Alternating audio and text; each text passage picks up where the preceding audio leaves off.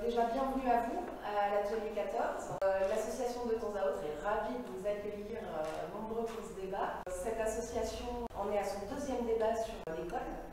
Et aujourd'hui, nous accueillons Joss Anino et Norbert Maillon-Kipino pour un regard croisé sur l'école.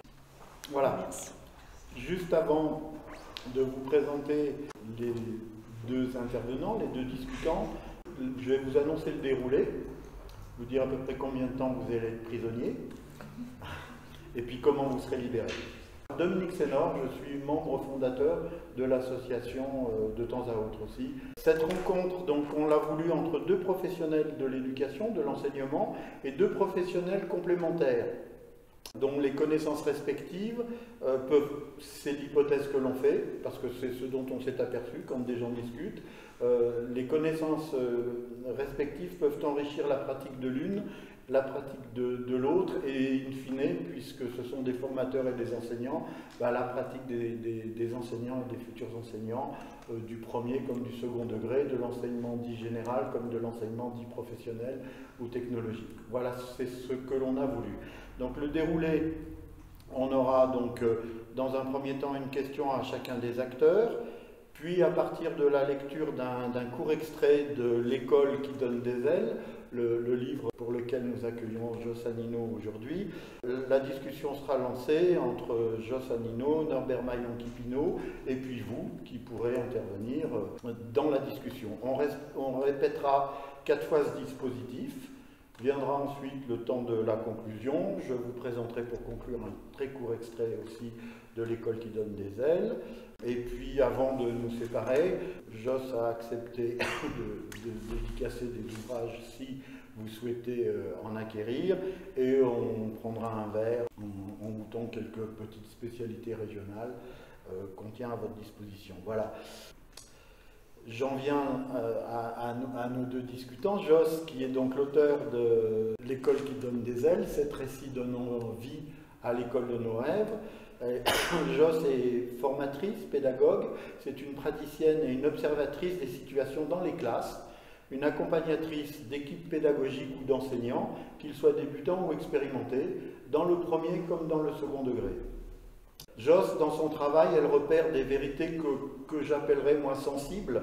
Vous verrez par rapport à d'autres vérités qu'on peut rencontrer, des vérités sensibles, des vérités militantes, des vérités pédagogiques, dans les pratiques des enseignants qu'elle rencontre, avec lesquels elle travaille, et des enseignants qui ont tous le souhait, le désir et la volonté de mettre en œuvre une école plus humaine pour les élèves qui sont inscrits dans ces écoles-là.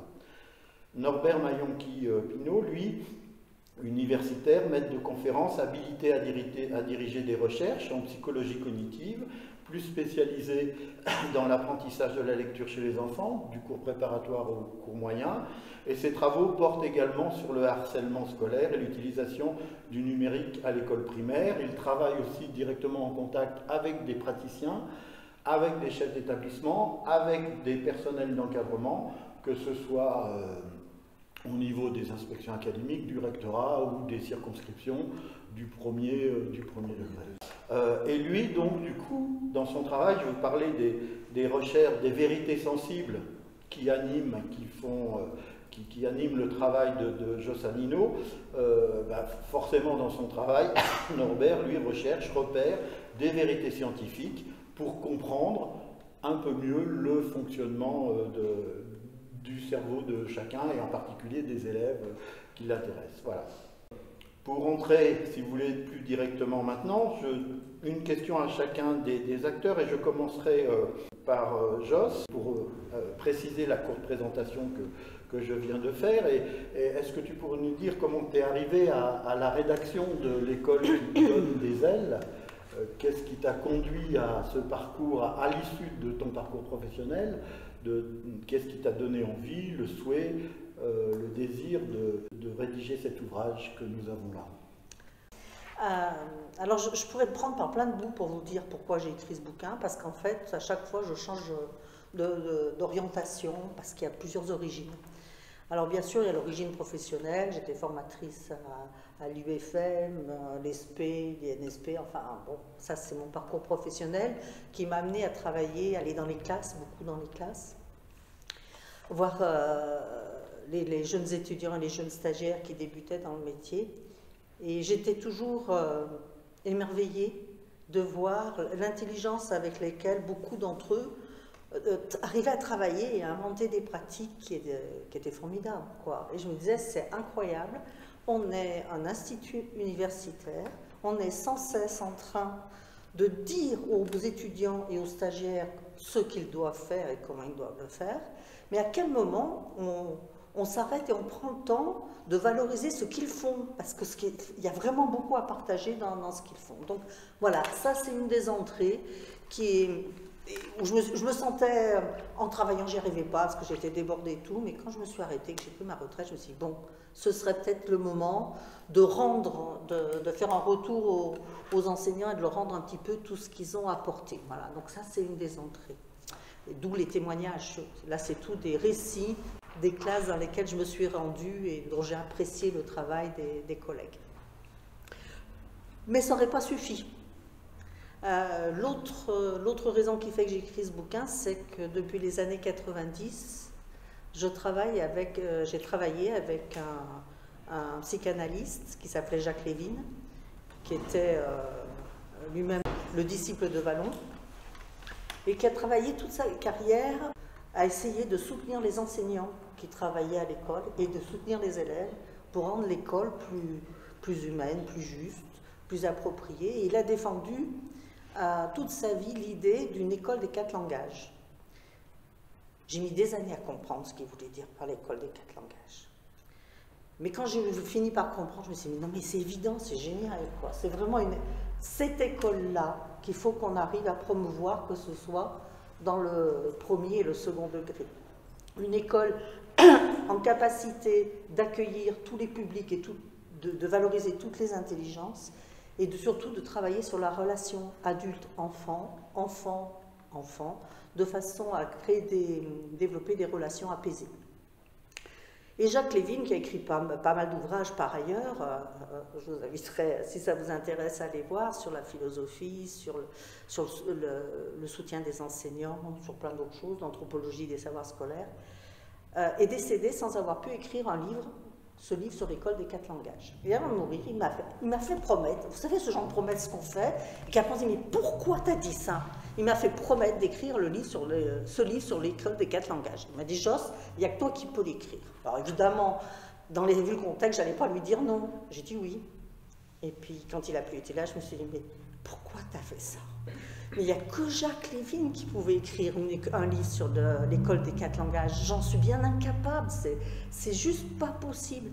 Et pendant des années, j'ai eu ça qu'à cheminer, ce poids à porter, jusqu'au jour où il y a eu un titre, je me disais, mais je peux biaiser, je sais bien tricher quand même des fois. Donc j'ai biaisé, et au lieu d'écrire l'école des 4 langages que seul Jacques Lévin pouvait écrire, je suis allée voir dans les classes des praticiens qui étaient au plus près de l'école des 4 langages telle qu'ils nous l'avaient transmis, et j'ai raconté à travers différents récits ce que pouvait devenir l'école des 4 langages. Parce que l'école des langages, ce n'est pas un protocole, ce n'est pas quelque chose qu'on applique, c'est quelque chose qui est dans la singularité de chaque personne, de chaque public, de chaque lieu. Donc voilà, je me suis dit, c'est ma petite contribution, c'est de raconter, à la fois de témoigner, et en même temps de faire des pauses dans les témoignages pour dire en quoi ce geste tout simple, spontané, qui pourrait paraître spontané de l'enseignant, est éminemment complexe et renvoie à des concepts que Jacques Lévin nous a transmis, qui sont fondateurs de l'école des 4 langages. Merci. Merci pour ces explications. Et à Norbert, pour poursuivre, pourquoi avoir accepté cette discussion avec une pédagogue? Moi, j'avais pas de livre après. Non, mais c'est ça, voilà, pour la petite histoire, c'est un peu vrai parce qu'on lui a demandé, il lui dit non, parce que moi je fais que des articles en anglais, ça va pas. C'est ça va être imbitable. Ce qui est vrai, dans l'absolu. C'est vrai. Ce qui est aussi une vérité. Non, parce que tout simplement, il y a ce côté de l'éducation, de l'enseignement, qui sont quand même un petit peu le domaine dans lequel j'ai une approche différente, avec lequel je travaille depuis près de 20 ans en fait, les apprentissages, la manière dont se déroule la progression d'un élève. Alors moi, c'est très ciblé, c'est sur le langage, mais ça pourrait être finalement, je pense, dérivé, appliqué sur les mathématiques, l'histoire. Moins, effectivement, donc d'où la complémentarité, je pense, moins sur le bien-être, puisqu'effectivement, ma pensée aussi a cheminé au travers des années, et le côté très scientifique qui caractérise mon travail a besoin aussi d'un côté un peu plus, alors je dirais pas humaniste et ni non plus philosophique, mais peut-être plus social et socialisant, qui sont des choses qui s'ouvrent de plus en plus. Et puis je trouve que la complémentarité, elle passe par plusieurs points de vue, puisque j'ai lu l'ouvrage pour qu'on puisse discuter, et des choses voilà, qui peuvent être présentées sous un angle, peuvent être aussi interprétées, comprises par une autre vision, par le prisme voilà, du côté scientifique. Et comme ça a été signalé au début, alors j'ai eu l'occasion d'y retourner dernièrement, mais j'avoue que j'avais plus beaucoup mis les pieds sur le terrain. Et je suis malgré tout du terrain. Je travaille beaucoup justement sur aussi la formation différemment. Et je pense que c'est quelque chose sur lequel on va à un moment pouvoir discuter sur comment ce genre d'approche peut être effectivement mise en place. Pourquoi, si ça semble si utile, si nécessaire, finalement il y a des limites, ça ne marche pas forcément. Ou pourquoi ça devrait marcher. Et je pense que l'une des réponses se situe dans la formation en fait. La formation, mais la formation multifactorielle en fait. Donc je pense que c'est quelque chose sur lequel on va arriver à interagir par la suite.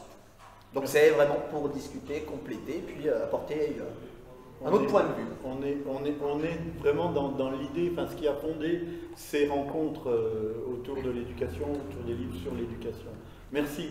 Alors, donc, on rentre dans le processus que nous vous proposons là, avec un premier extrait. Chaque extrait et chaque discussion devrait nous prendre une quinzaine de minutes à peu près. Le premier extrait que nous avons choisi, c'est au tout début du livre, c'est la classe de Corinne, et c'est un extrait de jour de rentrée à l'école Jacques Lévin, qui se situe à Saint-Didier-sur-Ivry, dans le département du Rhône.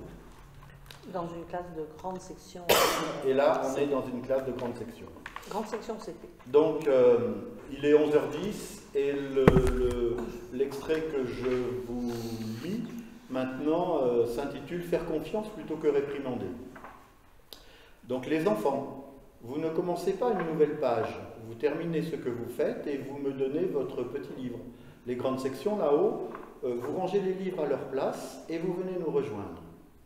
Corinne indique aux enfants ce qu'ils doivent faire et leur fait confiance pour agir au mieux. Si les livres ne sont pas rangés correctement, cela fera l'objet d'une discussion lors du conseil d'élèves et un tutorat sera mis en place pour apprendre aux nouveaux venus à prendre soin de la classe. Tous les problèmes ne peuvent et ne doivent pas être réglés dans l'immédiateté. Pendant que les premiers enfants s'installent dans le coin regroupement, Corinne s'approche de Sébastien et lui explicite ce qu'elle attend de lui. Tu remets les bouchons à tes feutres dans leur boîte et la boîte dans le casier. La table de Sébastien est couverte de graffitis orange et violet, mais Corinne ne fait aucun commentaire. Sa priorité est de rester disponible pour le groupe classe.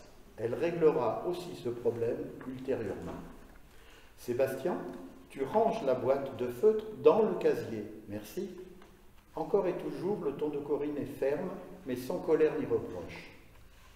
Corinne a sorti sa guitare et attend que tous les enfants soient attentifs. Lysia a sorti son poney rose et caresse tendrement sa crinière avant de le ranger et d'aller s'asseoir au coin de regroupement. Le balai des chaises et des coussins commence. Marcus ramasse la veste de Thaïs, qui vient de tomber, et la rend à sa propriétaire. « Thaïs, c'est mieux de dire merci, non ?» remarque Corinne.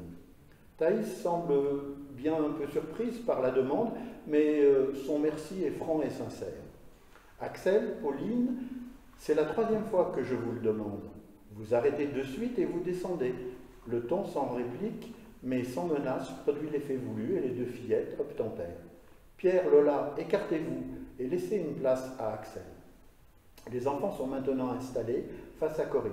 Sébastien est assis juste à ses pieds. J'ai plusieurs choses importantes à vous dire. D'abord, il ne faut pas marcher sur les coussins, et cela pour 2 raisons. Vos semelles sont sales et ça les salit. La seconde raison, c'est que vous pouvez glisser et vous faire mal. Alors merci de faire attention et de marcher à côté. La deuxième chose, c'est la mezzanine. Nous n'avons pas encore eu le temps de la découvrir et de parler des règles. Corinne explique en quelques phrases, brèves et précises, l'usage des livres, du tapis, des jeux. Tout en écoutant leur maîtresse, les enfants tripotent leurs lacets, caressent les longs cheveux de leurs voisines, se balancent sur leurs chaises. À cet âge, l'activité motrice accompagne généralement l'activité mentale. Ce mode de fonctionnement, qui disparaîtra progressivement pour certains, perdurera encore quelques mois ou années pour d'autres. Leur vie durant, certains auront besoin de marcher, écrire, dessiner, manipuler un objet. Le mouvement du corps, accompagnant alors celui de la pensée, contraindre le premier à l'inaction impactera inévitablement l'activité de l'autre. Joss, est-ce que tu veux bien reprendre la parole là et compléter, dire pourquoi ce passage-là, faire confiance plutôt que réprimander, est important? Oui, alors je serais curieuse de voir vous comment vous l'avez entendu et savoir si vous avez perçu ce qui pour moi est important. On peut te demander si tu veux. Ouais, moi j'aimerais bien savoir. Si ça te fait plaisir de le savoir d'abord pour pouvoir intervenir. Est-ce que vous êtes d'accord? Est-ce que quelqu'un se lance pour dire qu'est-ce que j'ai compris là? Qu'est-ce qui me paraît important?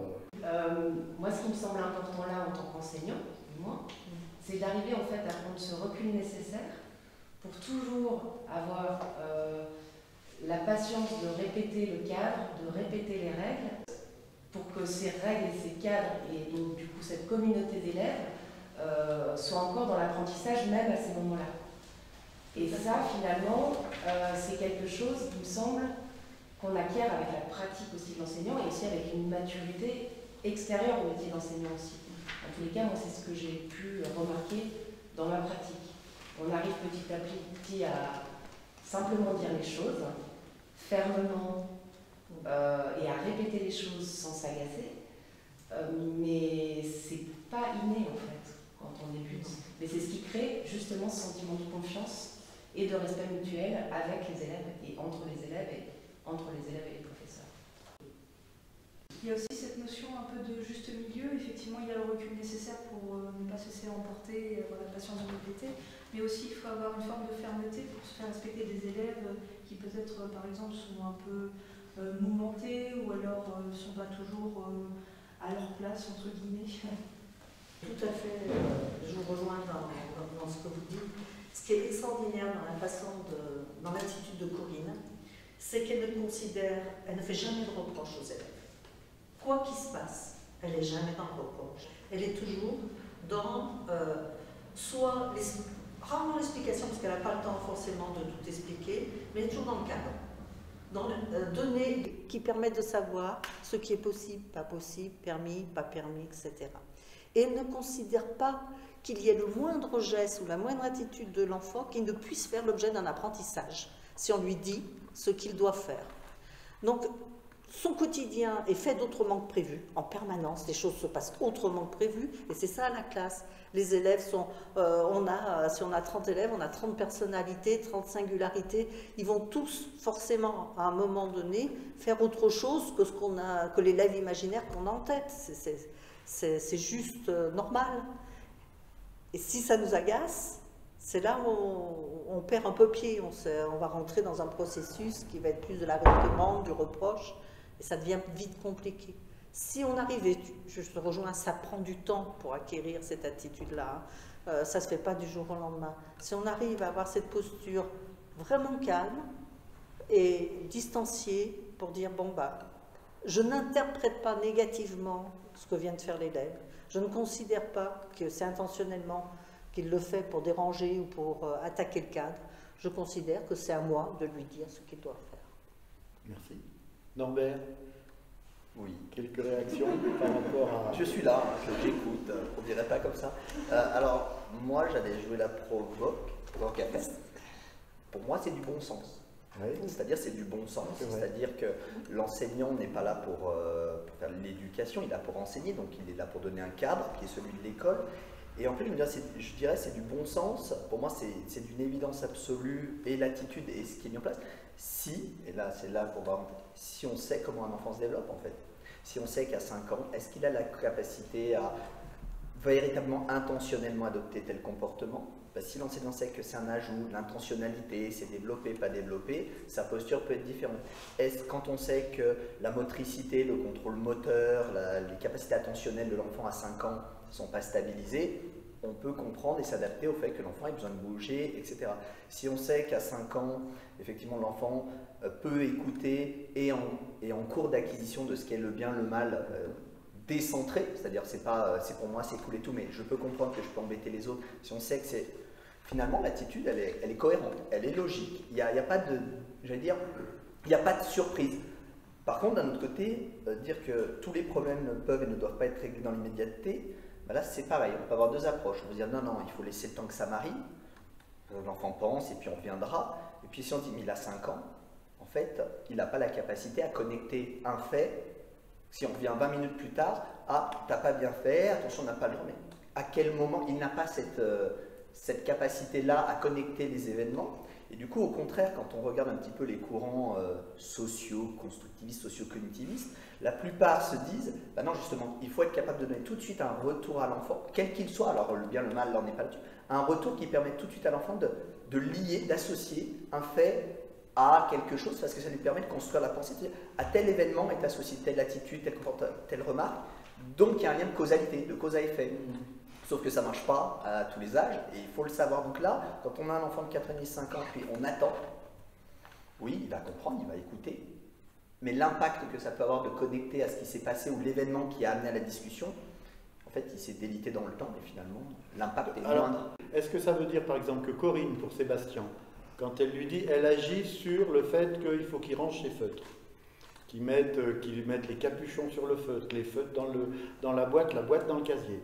Elle revient et elle insiste beaucoup sur cette question, tu dois ranger tes feutres. C'est là-dessus qu'elle intervient. En revanche, elle n'intervient pas sur les graffitis, parce qu'elle pense qu'elle interviendra plus tard. Elle dit on ne doit pas et on ne peut pas régler ça dans l'immédiateté. Est-ce qu'une attitude encore plus pédagogique et encore plus enseignante, c'est de dire à ce moment-là, Sébastien, il y a aussi cette question des graffitis que tu as fait sur la table, on y reviendra plus tard. Maintenant, on n'a pas le temps parce qu'on est avec le groupe classe. Est-ce que ça serait une attitude encore plus pédagogique selon toi, ou plus dans le fonctionnement qui aiderait, enfin qui serait en adéquation avec le fonctionnement d'un enfant, d'un Sébastien de 5 ans? Alors, je pense qu'on peut voir le problème à deux niveaux. Ouais. Le premier, ça a été critiqué, ça a été discuté, l'intellectualisation systématique des situations, etc. Ça n'a pas d'effet, ça peut être délétère. On intellectualise, on verbalise. Verbaliser, c'est important, la verbalisation, la socialisation verbalisée, etc. Et après, on peut résoudre le problème du graffiti, je pense, à mon sens, très simplement. C'est-à-dire connecter l'événement. Tu as vu, tu as utilisé les stylos. Normalement, on ne dessine pas sur la table, etc.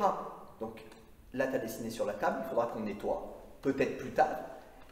Ben non, tu rebouches tes crayons, c'est terminé l'activité. Et je pense qu'il y a des façons différentes, alors peut-être différentes selon la pratique, selon le cadre, etc., d'exposer le problème et de ne pas forcément tout reporter, ça indiquer à l'enfant, dire... Alors, du coup, je t'interromps parce que je suis complètement d'accord avec toi. Ça tombe mal. C'est maintenant, alors on va aller directement. Ça tombe mal. Mais je suis complètement d'accord parce que c'est bien évidemment, si on systématise cette remarque, elle n'a plus de sens. Elle n'a de sens de différer que dans le contexte où elle est en train de dire, surtout, la priorité pour un enseignant, c'est le collectif. Et la contrepartie, c'est la dérive, c'est parfois, on est tellement capté par un gamin qui a un comportement déviant qu'il va prendre toute notre attention, on va oublier le groupe et le groupe va exploser.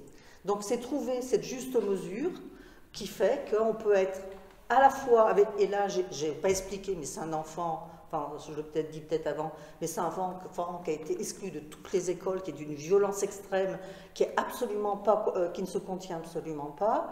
Et c'est sa dernière chance, c'était cette classe. Donc elle ajuste aussi en fonction de ce que l'enfant peut entendre, supporter de la situation.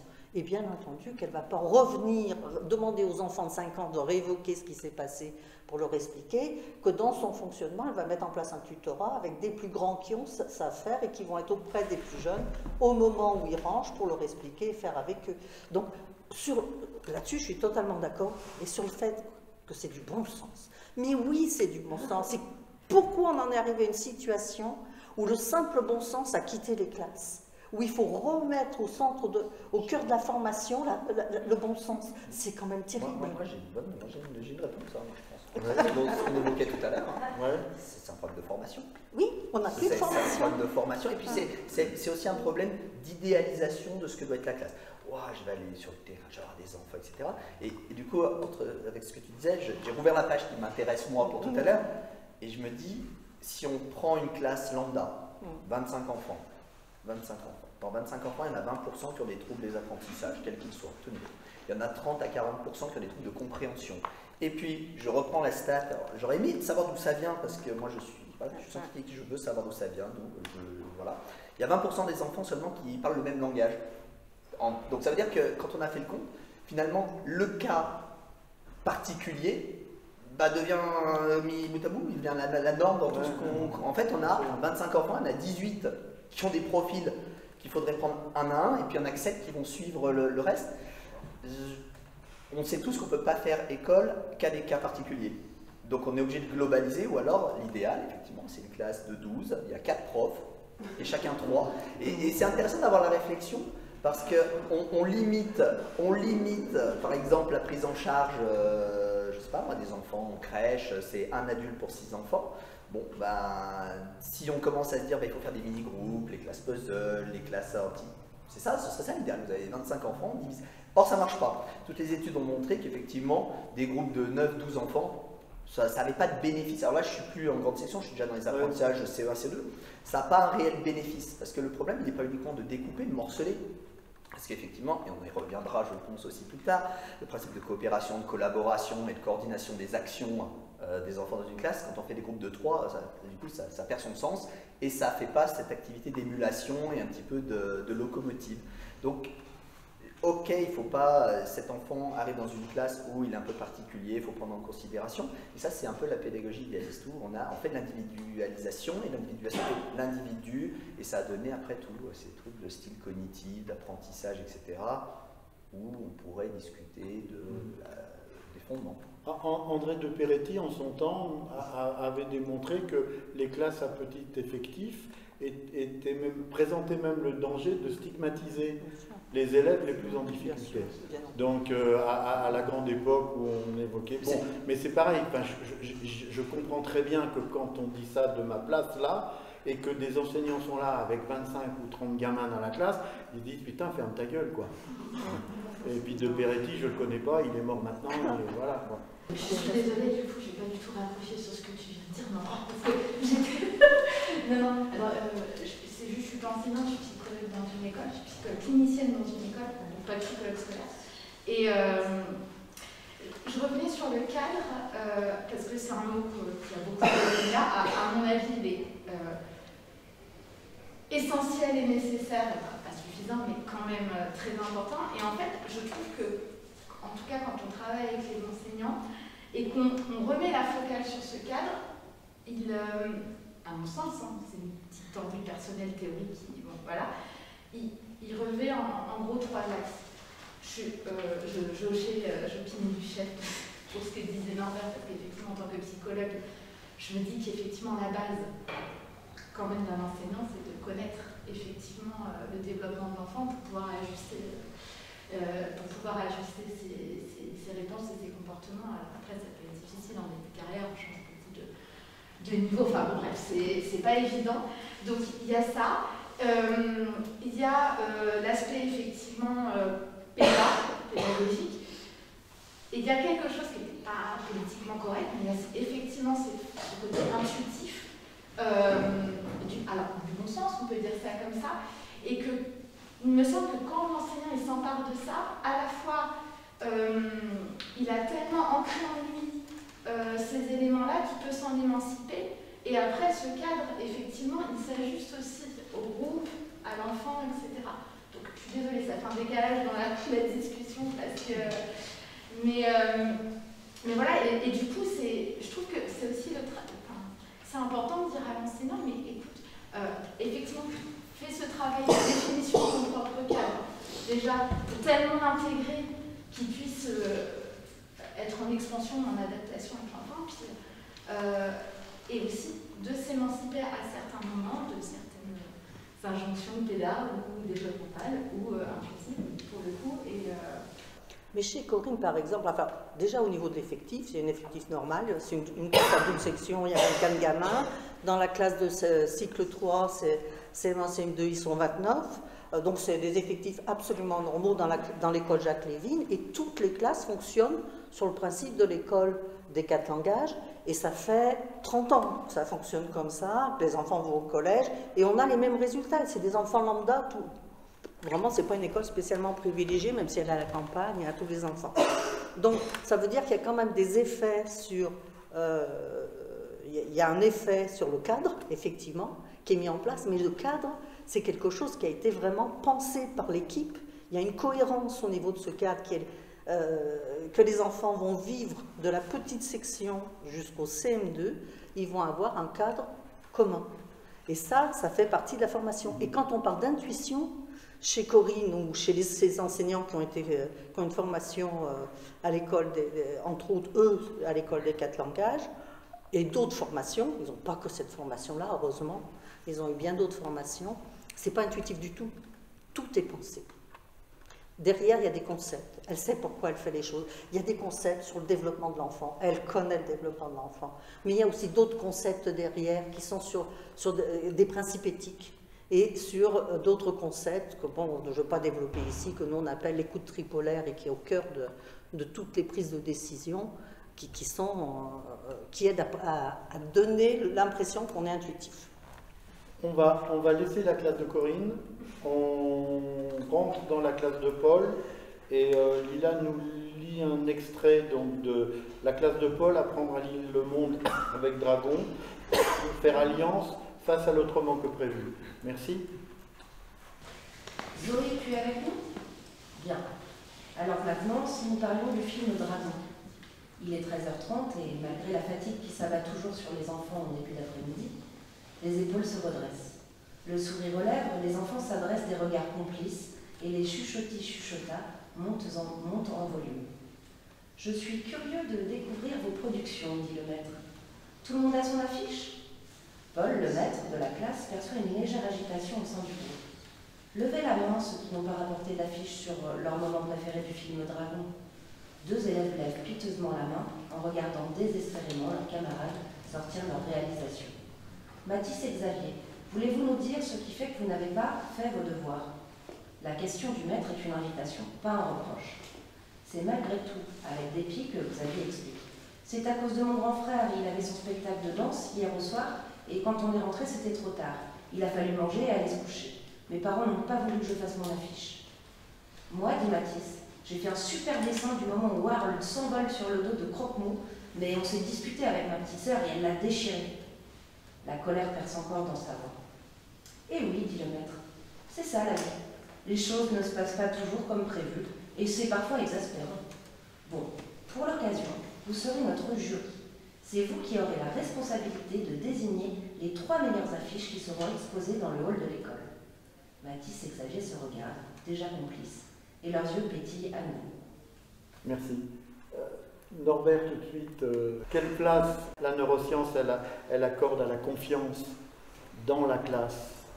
Alors, sur ces mécanismes un peu de, finalement, abstraits sociaux et de haut niveau, il n'y a pas grand-chose en fait. Ouais. Parce que c'est des comportements sociaux, donc à mon sens, on n'a pas trop de données. On est vraiment, quand on parle sur les neurosciences, de comment plutôt adopter les bons comportements, les bonnes manières d'enseigner par rapport aux aptitudes de l'enfant. Il faut vraiment voir les neurosciences comme ça, et je sais qu'on a pas mal tapé sur le domaine des neurosciences, dire elles essayent de s'approprier le domaine de la pédagogie, de dicter la manière de bien faire. Je pense qu'il y a plusieurs mauvaises interprétations qui en ont été faites, dont celle-ci qui est de dire les neurosciences ne sont pas là pour dicter la manière, elles sont là pour accompagner sur qu'est-ce qui est envisageable et possible de développer, de mettre en œuvre, compte tenu de ce qu'un enfant est au niveau neurobiologique, etc., est véritablement capable de comprendre. Pendant très longtemps, on a fait de l'observation, on regarde les comportements en classe, on dit, ah bah tiens, ça veut dire qu'à ce moment-là, il n'est pas prêt, il sait faire, etc. Et il faut voir les neurosciences comme un outil, c'est-à-dire un outil supplémentaire de compréhension du fonctionnement, et peut-être un outil qui guide et qui explique peut-être pourquoi un enfant est capable de faire, pourquoi il n'est pas capable de faire, et pas comme une doctrine, les neurosciences vont dicter la cadence, la manière de faire les choses. Je pense qu'il faut avoir effectivement du recul là-dessus. Et juste, je reviens sur l'extrait du texte.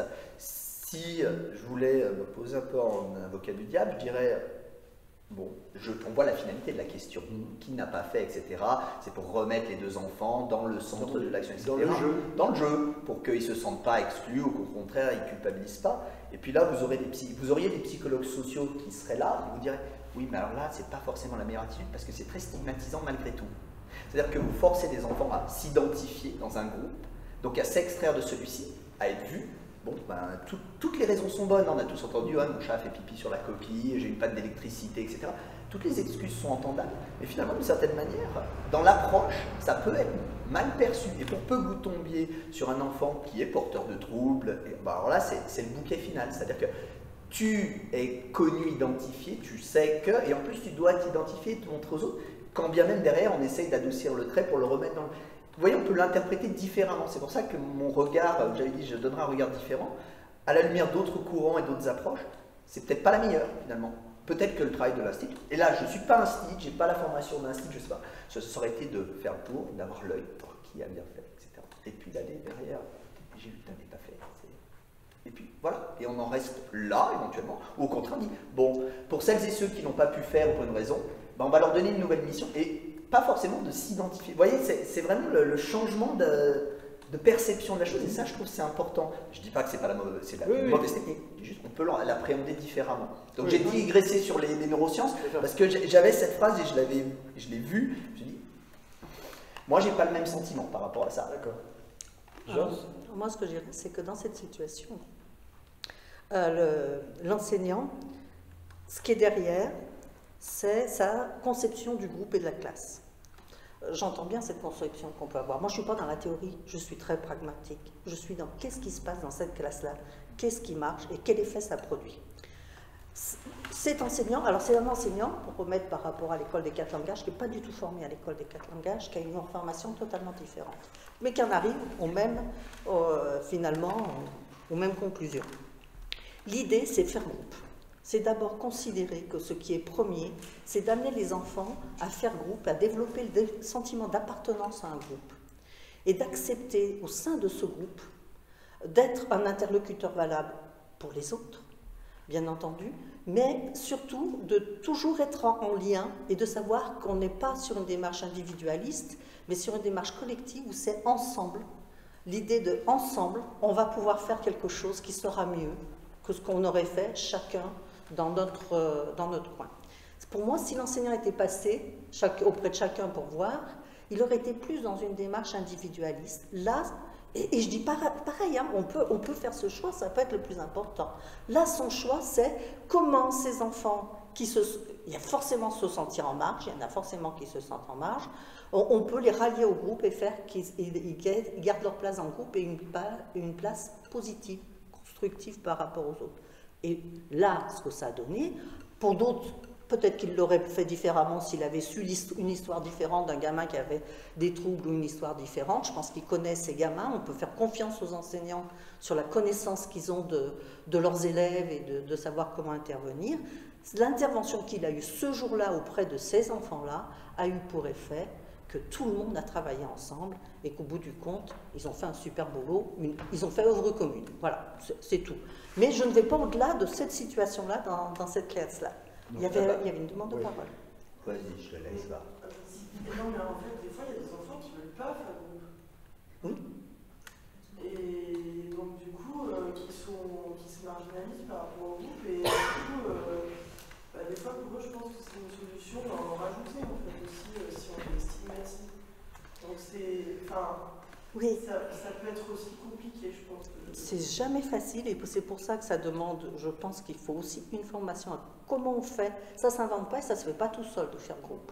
Donc ça aussi, faire groupe, ça demande des compétences particulières et un cadre particulier. Donc après, je ne vais pas comme ça à répondre. Ah non, je vais toucher la tête. Non, deux remarques. La première, en fait, c'est pragmatique mais théorique. Enfin, je veux dire, la notion de groupe, de coopération, mais moi, la façon dont je le dis.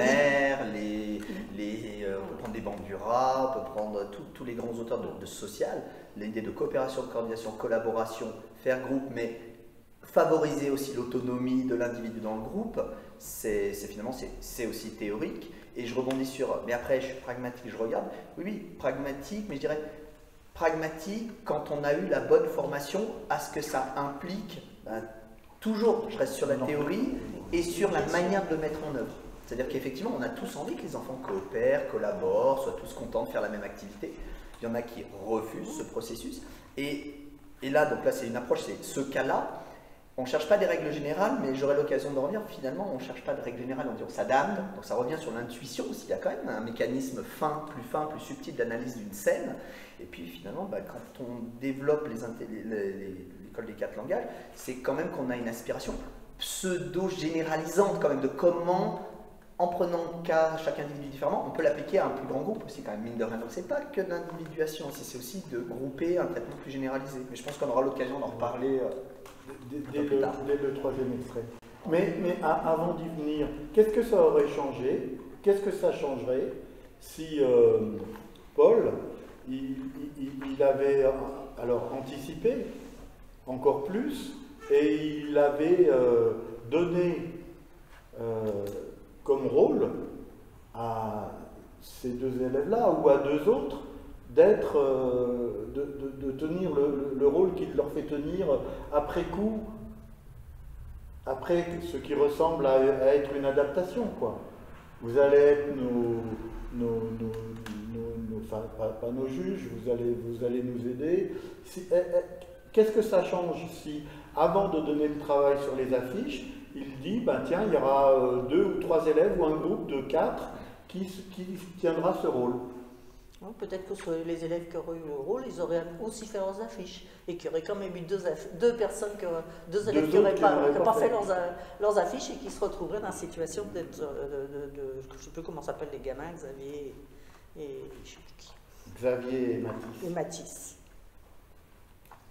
Ce qui me semble intéressant en fait en vous écoutant et en écoutant mon point de vue, surtout en revenant un petit peu au début de ce que cet extrait a soulevé, c'est que finalement, une fois qu'on a ces différentes conceptions de savoir si on veut créer le groupe ou si on veut être plus sur l'individuel, ou si, etc., ce qui est intéressant, je pense, c'est qu'en tant qu'enseignant, c'est de se donner cette règle aussi et ce cadre en amont et d'essayer de s'y tenir, tout en ayant une marge en fait finalement d'improvisation.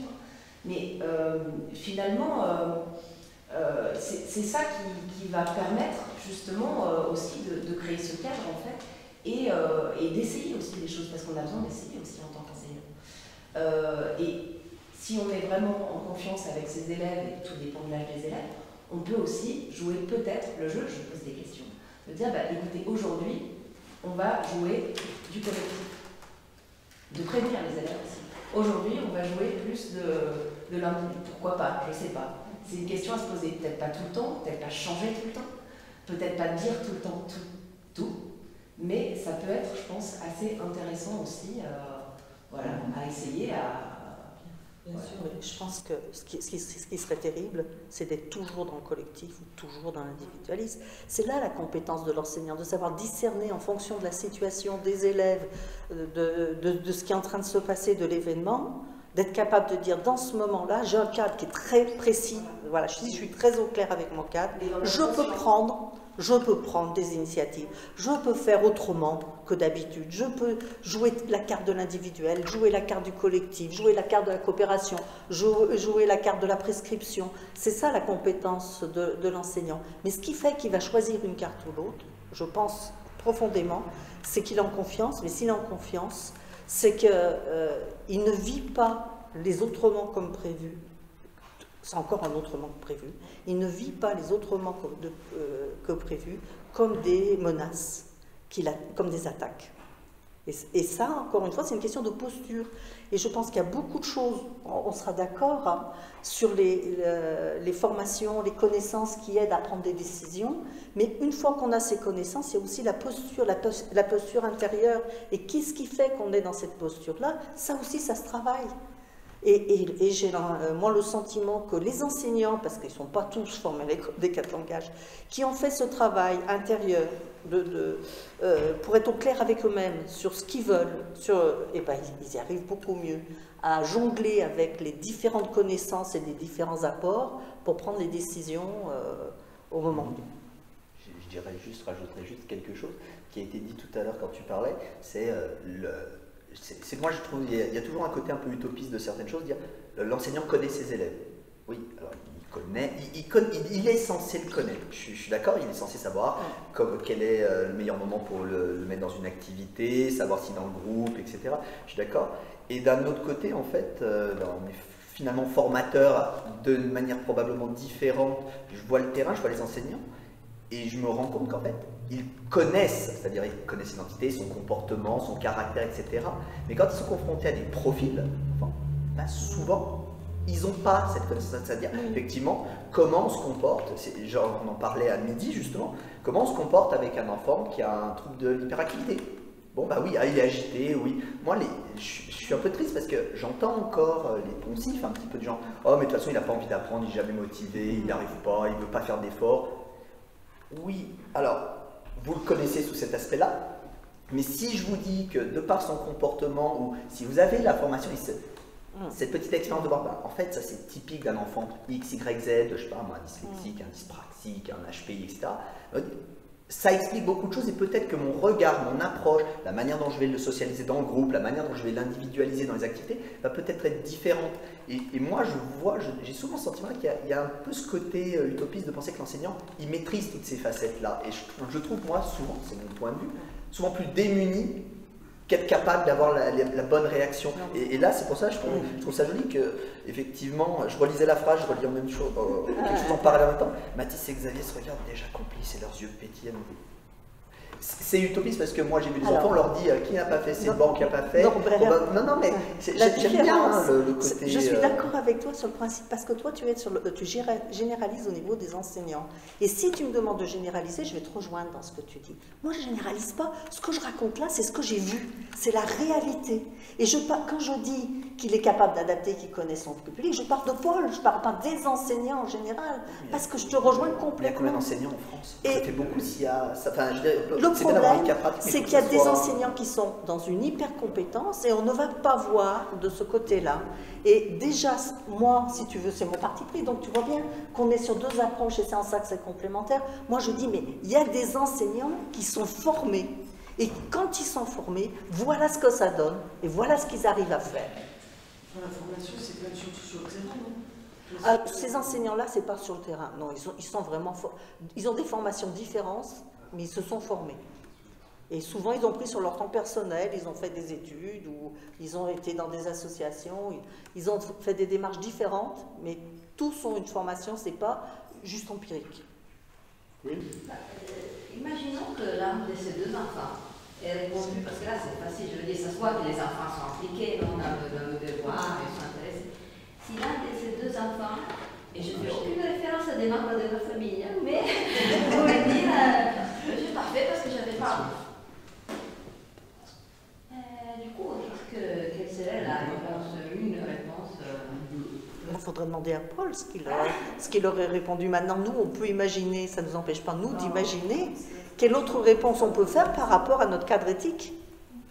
Je rebondis un peu sur tous ces points de vue, mais je pense que le dénominateur commun, c'est qu'il y a effectivement la formation de celui qui va justement accompagner ses enfants, mais la grosse variable dans tout ça, c'est le contexte et les enfants en eux-mêmes. C'est vrai que d'un contexte à l'autre, c'est difficile de généraliser quelque chose qui marche à chaque fois. Donc c'est vrai que personne n'agit vraiment mal, mais il faut un peu connaître effectivement ses élèves, connaître un peu avec cette intuition justement, si le contexte le permet, pour vraiment jouer là-dessus, parce que c'est ce qui va vraiment déterminer les interactions au final. Merci. Norbert, on passe au 3e extrait, celui que tu as choisi dans Je peux juste dire un truc. oui. Enfin, au collège, c'est quand même différent. on parle de l'école primaire parce que au collège, c'est pas du tout, contextuellement, c'est pas du tout ça non plus. Ça quoi? Et ben, je veux dire, une notion de groupe, de faut pas faire ci, faut pas faire ça, je veux dire, les enfants qui bougent, c'est pas pareil, je pense, dans une école primaire. Moi, je suis plus du côté du premier degré, donc les témoignages que j'ai sont tous issus du premier degré, mais on a aussi des enseignants qui travaillent sur cette même posture au collège, et voilà, donc je ne sais pas, je ne m'étais jamais posé la question, parce qu'eux n'ont pas l'air de dire que c'est très différent au collège, et au contraire, certains de nos dispositifs sont issus de profs du collège, qui les ont initiés d'abord au collège et qui ont été transposés après à l'école primaire. Donc, il faudrait qu'on aille plus loin dans la discussion pour voir, parce que...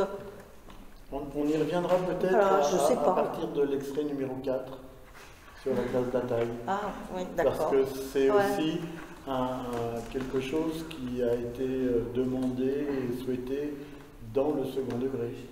Oui, que je fais maintenant au collège, c'est vrai. On verra, peut-être que ça répondra à votre interrogation, à votre questionnement. Et on passe à l'extrait numéro 3, celui qui a choisi... j'ai eu du mal à choisir.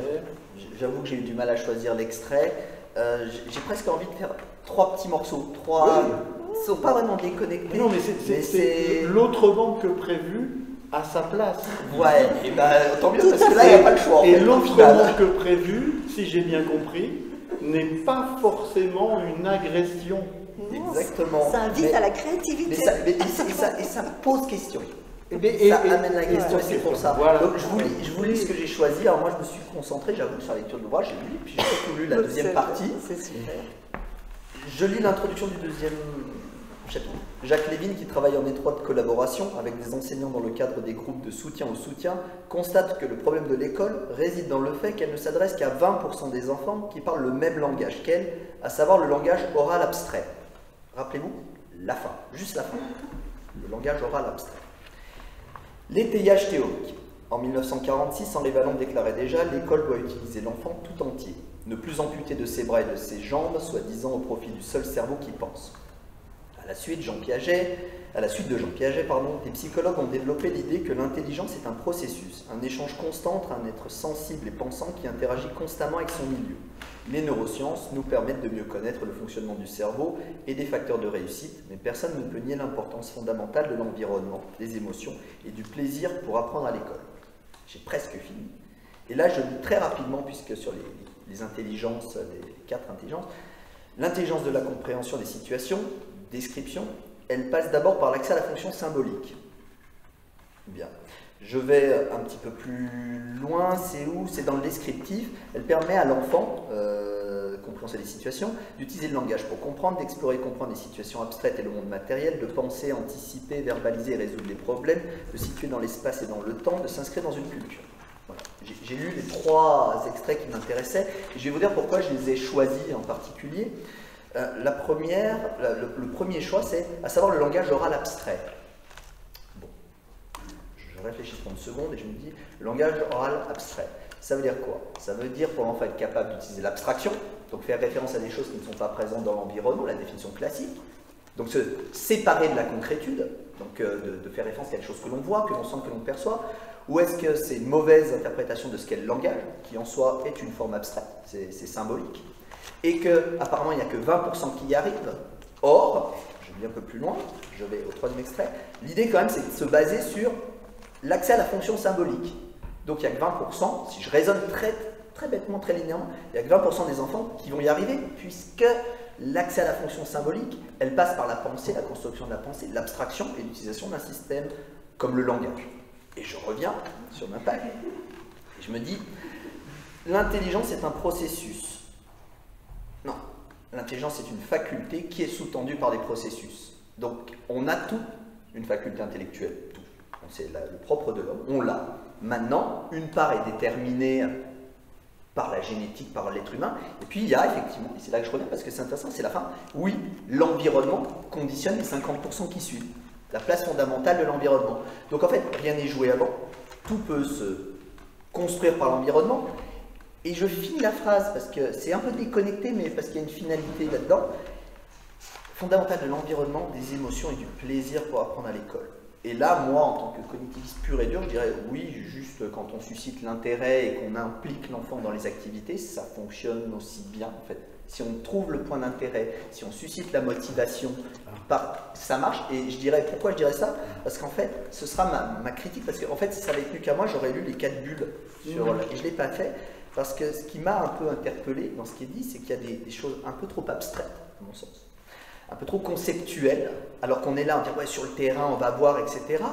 Et je me dis, quand je ne connais pas Jacques Lévin, j'avais jamais lu, et j'ai pas eu le temps de lire, j'avoue, tout ce qu'il a fait, et là, je me dis, voilà ce que je me suis dit. Hein. Jérôme Brunner, Lev Vygotsky, Henri Wallon, Jean Piaget, Darwin, les behavioristes. Et là, je me dis, bah, en fait, elle est où la nouveauté? En fait, finalement, quand je dis c'est du bon sens, c'est pas agressif tout. C'est du bon sens parce qu'en fait, ça existe déjà depuis 1890 pour la plupart des concepts. Donc je me dis, c'est des bonnes pratiques, mais je me dis, si on est formé de la bonne manière sur les concepts, même théoriques, même si on n'est pas sur ça, ben on se dit, ça finalement, c'est presque la synthèse de plein de choses. C'est pas inutile, mais c'est peut-être la terminologie et la manière dont on va l'intellectualiser qui me pose plus problème. Parce qu'effectivement, bien sûr que l'idée, c'est d'accompagner que l'enfant soit intéressé, qu'il soit investi, qu'il prenne du plaisir. Le but, c'est pas de vivre l'école comme une punition et une torture, mais ça peut passer par tout ce que décrivait Jean Brunner. Accompagner, susciter l'intérêt, entretenir la motivation, empêcher la frustration, simplifier l'accès aux problèmes, décomposer la pédagogie des buts, des sous-buts, des sous-objectifs, c'est exactement ça. Plutôt que de mettre un enfant dans un problème, on va ou le houspiller, ou lui donner une note, etc. C'est plutôt de l'accompagner, voilà, en décomposant des problèmes, en lui donnant le goût de la résolution, même du challenge parfois. Et moi j'avais envie de pointer toutes ces choses-là parce que c'est le petit côté, moi j'aime bien parce que Wallon déclarait l'école doit utiliser l'enfant tout entier. Quand on va gratter ce que dit vraiment Wallon il dit juste un être humain c'est psychique, c'est biologique, c'est comportemental, c'est affectif, c'est ça tout entier. Et là, bon, bah, pour moi ça reste très abstrait. Le lecteur lambda, il dit on n'ampute pas de ses bras et de ses jambes sur le profit du cerveau, donc on fait une fixation sur ouais, on veut trop cerveau, neurosciences, etc. En fait, Wallon dit juste, ben voilà, il va se développer du côté de la personnalité. La personnalité, ça va être au contact de ses pairs, et puis ça va être conditionné par une partie du développement biologique, mais en parallèle, il va falloir intellectualiser les connaissances, se les approprier. Et puis quand on relit Wallon, ben pareil, on se dit, ouais, en fait, moi j'aurais fait l'inverse, j'aurais dit, comme le disait Jean Piaget, et je commence par Piaget, et puis je déroule Wallon derrière, je dis, mais en fait Wallon, si on le place temporellement et conceptuellement, il arrive après Piaget, et il a repris des choses de Piaget pour la construction, les stades, etc. Et puis si on dit avant Piaget, ben on peut remonter comme... Et je me dis, finalement, ben Lévin nous a fait une synthèse, qui n'est pas inutile, mais du coup, pour moi, je vois ça comme du bon sens. Si on forme les enseignants à tous ces courants-là, ben ils ont la même connaissance au final, et pas uniquement un bout, c'est-à-dire le côté Lévin. Et c'est ça quand je dis la formation, c'est pour ça que je dis moi je ne milite pas pour faire des neurosciences à tout va, et je ne fais pas que des neurosciences quand j'enseigne, je fais tous ces champs-là parce que je dis bah, vous avez le côté historique, conceptuel, vous comprenez l'évolution de la pensée, pourquoi on en est là et pourquoi, est-ce que c'est faisable, est-ce que c'est utile, pragmatiquement parlant, est-ce que vraiment sur le terrain c'est applicable? Oui, non, bah non, on voit bien qu'il y a des choses qui sont inapplicables, et il y a plein de raisons, et je pense qu'il manque toujours, quand on fait... Alors pas ce genre d'ouvrage, hein, qu'on soit bien clair, mais il manque toujours quand même le cadre historique. Et je pense qu'il faut de l'histoire. On ne peut pas avancer, je trouve, un concept, puisque là on donne à Lévin 2008, si je ne me trompe pas. Oui, ça. Décédé en 2008. Voilà, décédé en 2008, donc il a dû le faire quand même avant, j'imagine. Hein, comme pas une seule et unique vérité, une seule et unique vision qui semble marcher, effectivement, quand on voit Paul, ou en tout cas qui, quand elle est bien enseignée, mais en réalité, il y a un fondement qui est beaucoup plus large, en fait. Et j'ai voulu lire Ce qui serait intéressant, c'est que tu lises l'anthropologie des savoirs scolaires. Parce que comme tu dis, tu n'as pas lu Lévin, là tu te focalises sur 2-3 petites choses. Et c'est vrai quand on prend des choses isolées, moi je vais te dire, ah bah oui, moi en tant que lecteur, je prends des choses isolées, j'ai la même démarche que toi. Non, parce que justement, quand je fais la critique de Lévin, c'est que j'ai lu Wallon, j'ai lu Vygotsky, j'ai lu Brunner, j'ai lu Bandura, j'ai lu Piaget, j'ai lu Skinner, j'ai lu Watson. Ce que je n'ai pas fait. Ce que je n'ai pas fait. Non mais je peux les énumérer. Et c'est pour ça que je ne voulais pas écrire sur l'école des 14 ans. C'est pour ça que je me dis, mon regard critique, il n'est pas sur une personne. Là, j'ai pas dit, non, je compare Vallon. La personne n'est pas importante en l'occurrence. Ce qui est important, c'est l'héritage qu'elle laisse. Oui, juste, bah si, donc elle est importante. Voilà. C'est elle qui transmet, donc il y a un héritage. C'est l'héritage. Et ce qui est là, bah, d'ailleurs, Lévin, tu l'as dit en préambule, c'est quand même Vallon. Enfin, Lévin s'est inspiré et a été... Alors, donc lui, c'est bien ses de la références, personne. c'est Vallon, c'est Freinet, c'est Bion, et j'oublie, c'est quoi le quatrième, son quatrième maître à penser, c'est sur ses références, Vallon, Bion, et Balint. Voilà.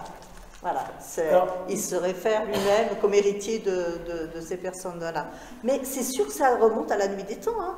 Il n'y a rien d'innovant dans ce qui est proposé là. Ce qui est innovant, ce sont les concepts qui sont derrière, et c'est la posture que ça transmet.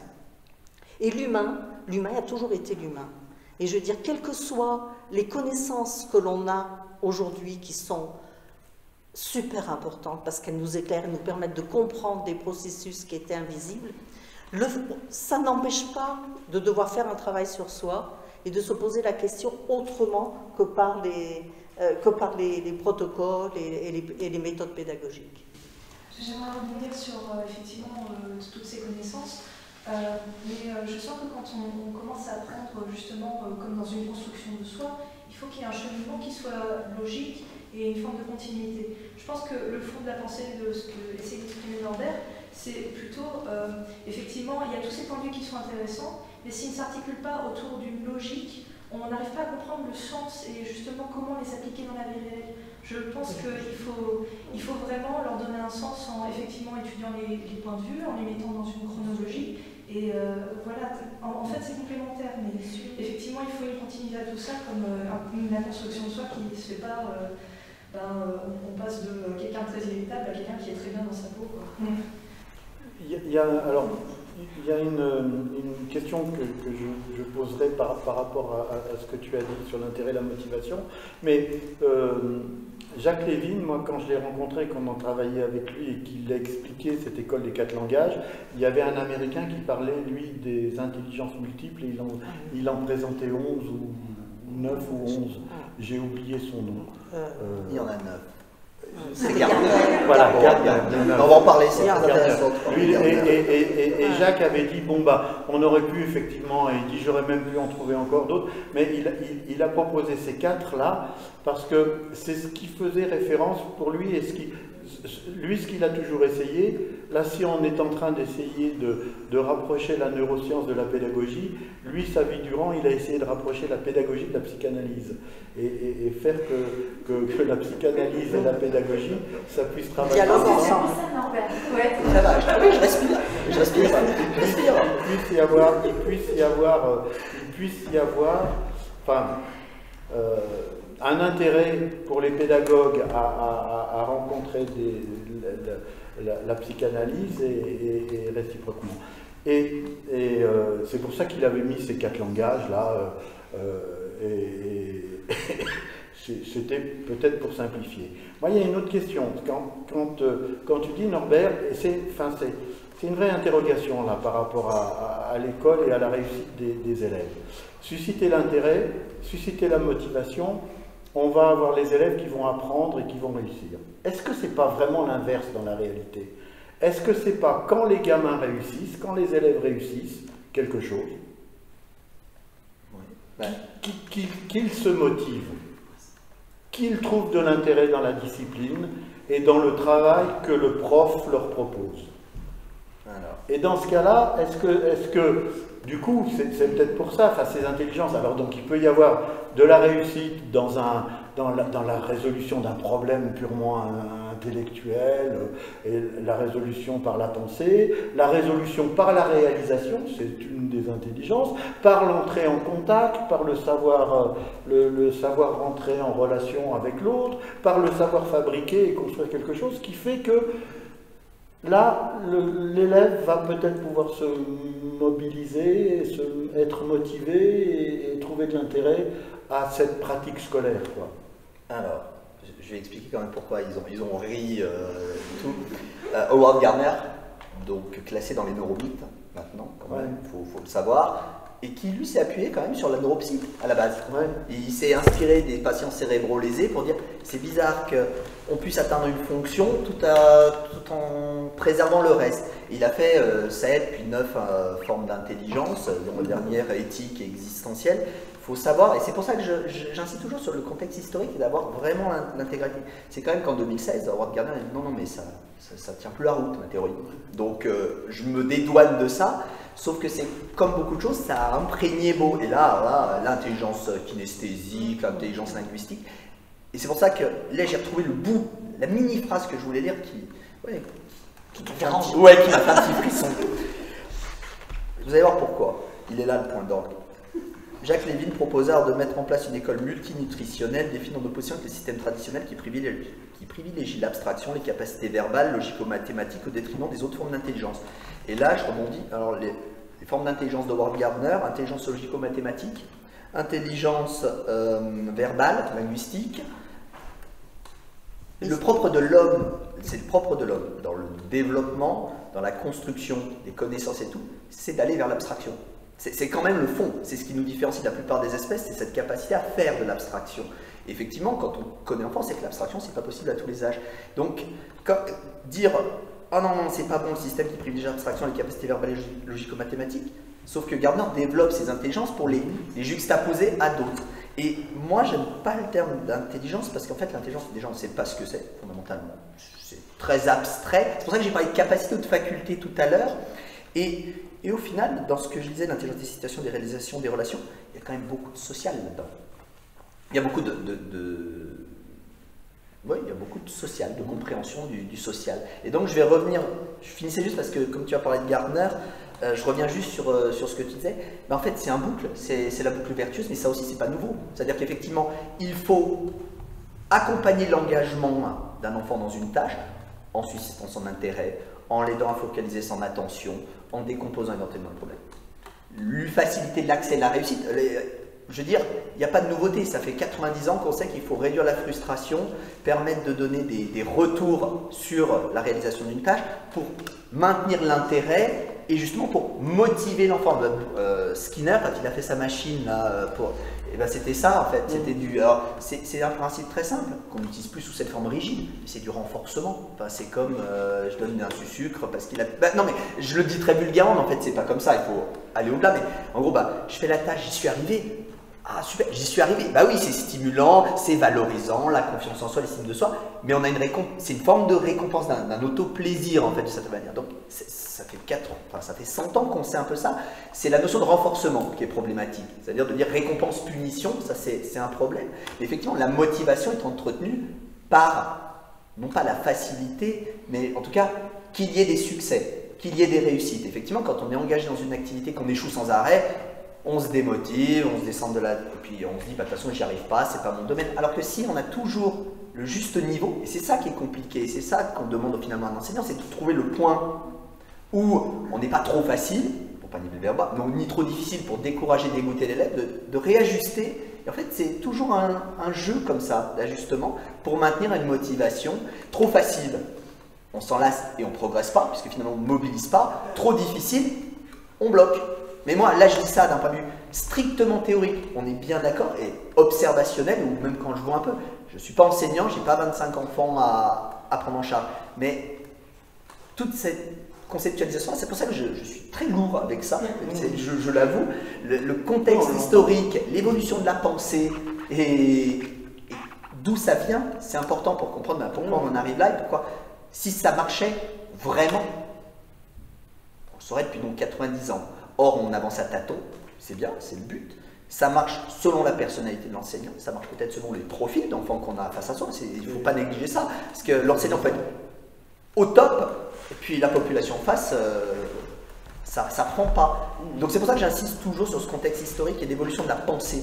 Et donc l'abstraction, pour moi, oui, les enfants à 5 ans, l'abstraction, c'est niette. Mais quand il faut favoriser le moteur, oui, Piaget en 1936, il le disait. Peut-être que tout simplement, ça nous apprend que l'école en général, l'école du général, elle ne peut pas fonctionner. A priori, en tout cas, elle ne fonctionne pas aussi bien que ce qu'on aimerait. Et a priori, il y a des barrières qu'on n'est pas prêt d'arriver à... Et il y a une nécessité aussi de développer une plus grande diversité dans les approches aussi. Je pense que c'est ça, parce que bien entendu que tout le monde a besoin d'accéder à l'abstraction, mais il y a des gamins qui vont accéder à l'abstraction en manipulant, en étant plus dans la manipulation, et c'est par la manipulation qu'ils vont accéder à l'abstraction. D'autres, ça va être avec un autre cheminement. Et je crois que ce qu'on essaye de dire là, c'est comment s'assurer de suffisamment de diversité dans les tâches que l'on propose aux élèves pour permettre à chacun d'être au moins une fois par jour dans une situation où il se sent à l'aise, où il a le sentiment d'avoir du pouvoir sur son environnement,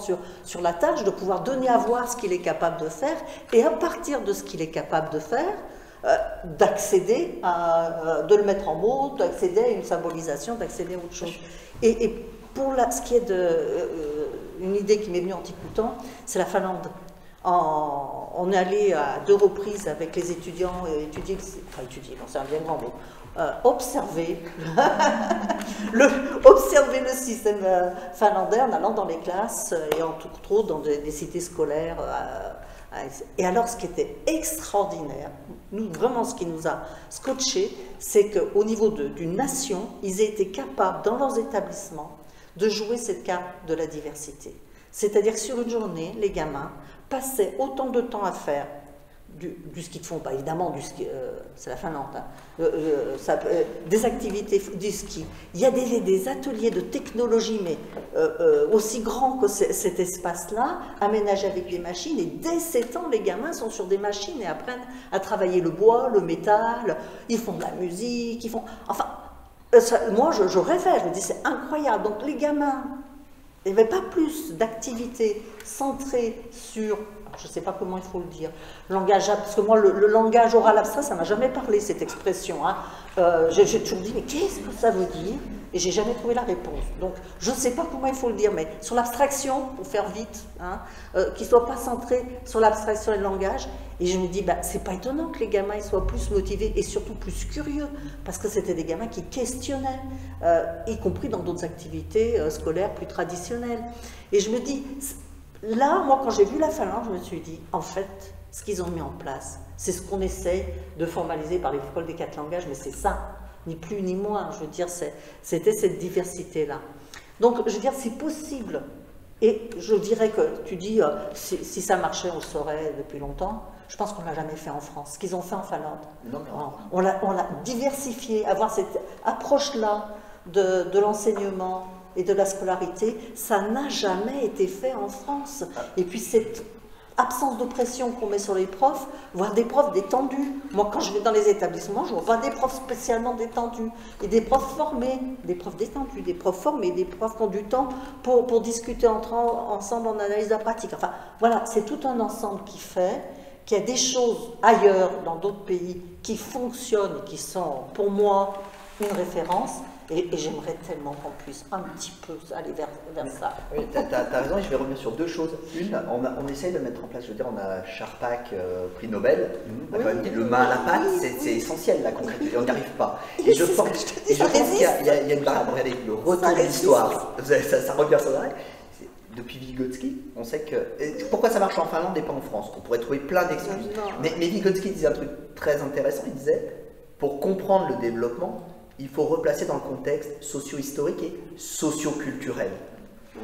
On n'a pas la même culture qu'en Finlande. Ah bah c'est sûr. On n'a pas le même historique.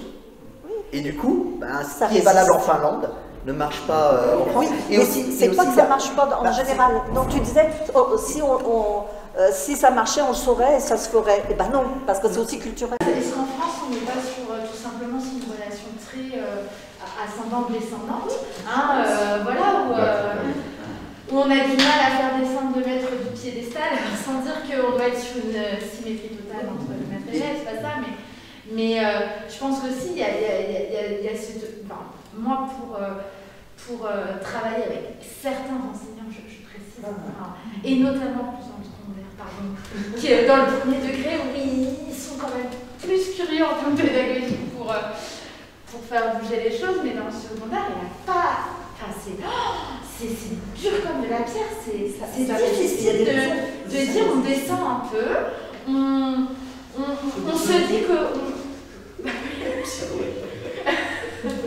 non mais on se dit qu'à un moment se mettre au niveau de l'élève, pas en termes de compétences, etc., c'est pas ça, mais d'essayer, alors après il y a aussi un travail d'empathie aussi, de se dire, allez, et de se remettre en question, de douter, de remettre ses pratiques en cause. Et je crois que c'est quand même... Le droit à l'erreur, pas accordé par l'institution. Pour revenir sur le modèle finlandais, j'ai quand même apporté un démo, parce que dans le cadre d'Erasmus, je suis aussi allé en Finlande, et je suis enseignant dans le lycée professionnel, j'ai accompagné des classes de CAP, donc dans une école qui correspondrait au lycée professionnel de chez nous, donc l'école technique. Et ce modèle finlandais, sur le second degré, il marche beaucoup moins. Beaucoup moins. Parce que je suis pas content, c'est très bénéfique sur le primaire. Dès qu'on arrive sur les adolescents, ça ne marche plus du tout. Donc effectivement, les classes étaient ouvertes, les adolescents pouvaient venir comme ils voulaient, travailler comme ils voulaient et tout. Mais en fait, ils ne faisaient rien, quoi. Sur le dos. Ils ne pouvaient rien faire, mais ils ne pouvaient rien faire. Et nos élèves, les CAP, pas les meilleurs, hein, le système français. Ils avaient sur une capacité manuelle, mais ils étaient à des années-lumière d'être finlandais dessus. Ce que nos élèves faisaient en 2 heures, les finlandais, il leur fallait 2 mois. Oui. Donc, il faut quand même, malgré tout, son stage, il pas on coupe là avec, à partir de la discussion, à partir de cet extrait numéro 3. Et on aborde maintenant une autre question, et c'est là qu'on reviendra peut-être sur, en tous les cas, de nouvelles invitations à travailler pour toi dans le second degré. On est sur le chapitre qui est la belle histoire d'une classe bataille, le paragraphe que je vous lis s'intitule « Un changement radical ». 3 semaines plus tard, au retour des vacances d'hiver, tout est prêt pour passer à l'action. Le lundi de la rentrée, dès 8h30, tous les élèves de l'école sont rassemblés dans la cour de récréation sous la surveillance des enseignants du RASED, et les élèves de CM1 sont seuls invités à regagner leur classe, accompagnés par leur maîtresse et les 11 autres enseignants de l'école. Le moment est solennel. Toute l'équipe pédagogique est là. Les enseignantes des classes maternelles aussi avaient tenu à être solidaires de leurs collègues des cycles 2 et 3. Les collègues à temps partiel s'étaient déplacés pour l'occasion afin de concrétiser par leur présence la cohésion de l'équipe. Tous les enseignants sont maintenant alignés devant le tableau face aux enfants interloqués par ce cérémonial inattendu. Inutile de sortir vos affaires, avertit Caroline. Vous pouvez laisser vos cartables à côté de vos bureaux. Christophe, le directeur, prend alors la parole. Bonjour, j'espère que vous avez passé de bonnes vacances. Il parcourt du regard l'assemblée des enfants. Aya se ronge les ongles. Milo a les yeux fixés sur lui. Jessica et Chania cherchent mutuellement à se rassurer en échangeant un clin d'œil. Bien dites donc, poursuit-il, je suis ravi de vous voir si calme et attentif. C'est vrai que la situation est inhabituelle. Vous n'aurez pas souvent l'honneur d'avoir les 12 enseignants de cette école rien que pour vous. Les collègues en question opinent de la tête et certains effectuent un discret salut en direction des enfants. Aujourd'hui n'est vraiment pas un jour comme les autres. Aujourd'hui, pour vous et pour nous tous, c'est le jour du grand changement. Aucune ironie dans la voix de Christophe. Il est sérieux mais détendu, et le visage de ses collègues exprime la même détermination bienveillante.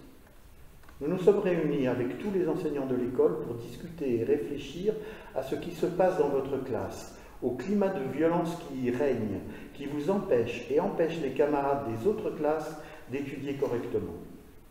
Cette fois, tous les regards sont dirigés vers le directeur.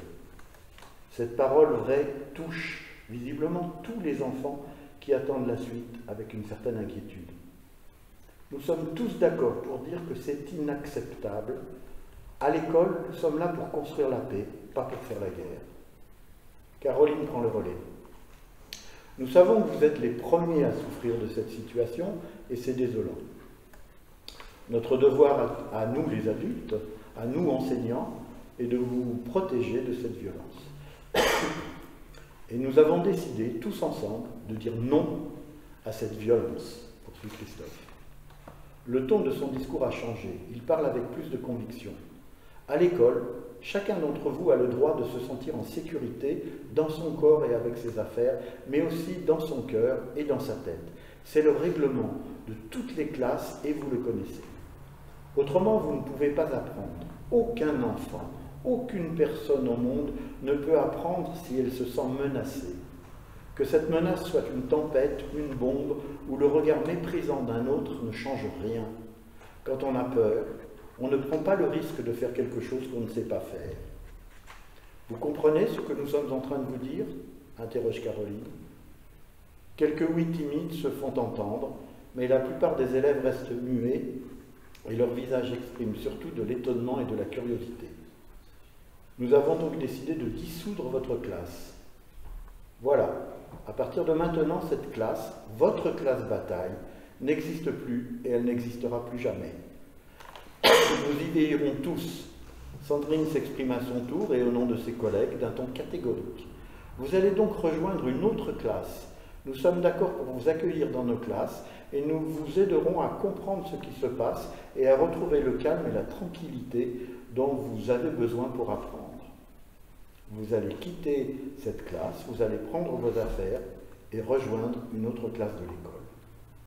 Alors, Jocelyne, Norbert. Alors, je vous donne un peu le contexte. Hein, c'est ce que je relisais parce que j'y manquais un bout, mais oui. C'est une classe, effectivement, où il y avait une violence extrême.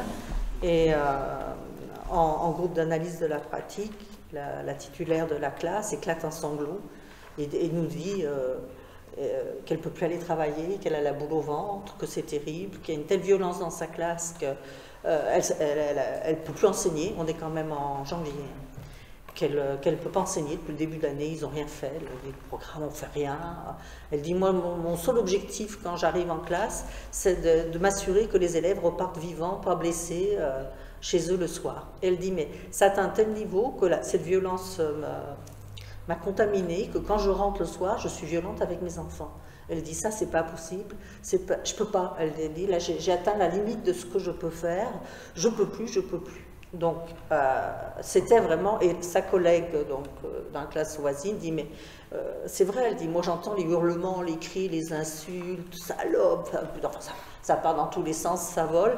Elle dit, même mes élèves ne peuvent pas travailler, on est tétanisé quand on entend ce qui se passe dans la pièce à côté. Et donc Christophe, le directeur, dit, mais moi je suis intervenu plusieurs fois pour essayer de... Parce que les élèves fuient, partent de l'encouloir, se battent, enfin bon. Il dit même, il est costaud, hein. Il dit, même moi, j'arrivais pas à les séparer, à les contenir, quoi. Il dit, on a un vrai problème. Bon, et c'est moi qui animais le groupe hein, d'analyse de la pratique. Et moi, je reçois tout ça, voilà. Je reçois, ça se déverse, c'était la 2e ou 3e fois que je travaillais avec eux. Et là, ma réaction, c'est une réaction spontanée. Hein. Alors là, c'était vraiment pas réfléchi. Hein. Autrement, si j'avais réfléchi, je l'aurais pas dit. Hein. Mais je leur dis, non, mais c'est pas possible, on peut pas continuer comme ça. Alors Christophe me dit, bah oui, t'es bien gentil, on est tous d'accord là-dessus, mais on fait quoi? Et je leur dis, bah, on va dissoudre la classe. Et en même temps que je le disais, je me dis, mais pourquoi t'as dit ça? Mais pourquoi t'as dit ça? Pourquoi j'ai dit ça? Mais oui, mais après coup, j'agis d'abord, je réfléchis après. Donc, du coup, après, il a fallu se lancer. Et en même temps, je sentais qu'il y avait quelque chose à faire, qu'il fallait qu'on y aille, et que c'était ensemble qu'on pouvait peut-être arriver à bouger les choses. Il faut savoir que c'était une équipe très solide, très costaud, qui avait réfléchi, qui avait des valeurs communes. On était en ZEP, des gens qui avaient choisi de travailler dans un secteur difficile. Ils n'étaient pas là par hasard, ils avaient vraiment envie que les choses bougent. Donc on pouvait compter sur l'équipe, sur cette solidarité qu'il y avait entre eux. Et voilà, on s'est lancé donc, dans ce projet un peu fou de dissoudre la classe. Et on a construit un outil qu'on a appelé les passeports, que j'appelais le passeport pour le pays du savoir, qui est un outil qui a permis de retravailler avec chaque élève sur son histoire, son parcours, sa place, qui il était, pourquoi il travaillait, etc. Et d'entreprendre un travail vraiment de fond, on est reparti très très loin, en disant aux élèves, vous aurez tout le temps dont vous aurez besoin, s'il faut jusqu'à la fin de l'année.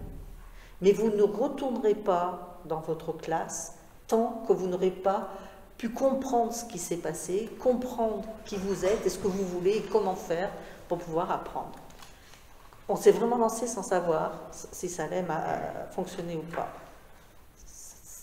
Ça n'a pas été magique, mais ça a plutôt bien fonctionné. Au bout de 3 semaines, tous les élèves, enfin, sauf un, sont retournés en classe et elle a pu reconstituer sa classe. Il y en a un qui a été exclu de l'établissement. Et à partir de là, elle a pu commencer à travailler. jusqu'à ce qu'elle soit en juin en congé maternité. Et là, quand elle était en congé maternité, elle avait pourtant préparé les élèves. Quand le remplaçant est venu, c'est reparti. Moins pire qu'avant, mais il y a quand même, avec une nouvelle personne, c'était pas complètement stabilisé. Il aurait fallu continuer. Voilà. Mais ce qui est intéressant, c'est que cet outil, depuis, a été utilisé par plein d'enseignants dans des contextes différents, avec des effets différents, hein, forcément. Et là, c'est vrai que depuis, j'ai commencé cette semaine, d'ailleurs, dans un collège à Mornan. J'ai été sollicitée par le principal d'un collège qui dit qu'il constate qu'avec les 2 années de Covid, il a des élèves de 5e qui sont explosés. Et il dit qu'ils ont des phobies scolaires, qui ont peur d'aller en classe, qui ont peur des autres, qui n'arrivent pas à travailler. Il dit, mais on ne sait plus quoi faire. Il dit, on a travaillé avec les familles, on a travaillé avec les psychologues, il dit, on ne sait plus. Il dit, là, les bras mentons, on ne sait plus quoi faire. Donc, il me dit, est-ce que vous pouvez faire quelque chose? Je dis, sur le principe, oui. Sur comment il va, j'en sais rien comment on va faire. Donc, j'ai accepté de bosser avec eux. J'ai dit, mais je ne viens pas avec une baguette magique pour vous dire ce qu'on va faire. Voilà, il y a cet outil, le passeport, comment on peut l'utiliser, qu'est-ce qu'on peut faire, les outils de l'AXAS que j'ai en tête. Et on se lance. Donc, on a commencé, j'ai commencé à rencontrer les profs. J'ai rencontré les élèves d'une classe de 4e. J'ai fait un atelier philo avec eux. Ça s'est super bien passé. Moi, par rapport à ce que je connais des élèves en difficulté, dans des zones un peu difficiles, j'ai trouvé qu'ils étaient vraiment faciles. Parce que souvent, l'atelier philo, la première fois, on rame. Hein. Là, on a pu démarrer, ils en redemandent, ils sont partants. Et la semaine prochaine, on démarre avec les ateliers psycho-Lévin. Je ne sais pas ce qu'on va arriver à faire. Et l'idée, alors du coup, c'est en septembre, on se dit d'essayer de voir comment on va travailler ensemble peut-être, pour en septembre, mettre un travail au niveau de l'établissement autour des passeports, en les aménageant, en les reprenant, en adaptant, en trouvant des solutions. Question, quand on dit dissoudre la classe, qu'est-ce que ça veut dire? Dissoudre la classe, et qu'ils sont dispatchés dans les autres classes ou ils restent chez eux? Non, ils sont dispatchés dans les autres classes, ils appartiennent à une autre classe, à un autre groupe. Par contre, leur enseignante, elle, était toujours là et passait les voir dans les classes. Et tous les jours, elle les prenait en petits groupes de 2 ou 3 en entretien pour travailler avec eux sur leur passeport et sur leur travail, leur présenter leur travail personnel.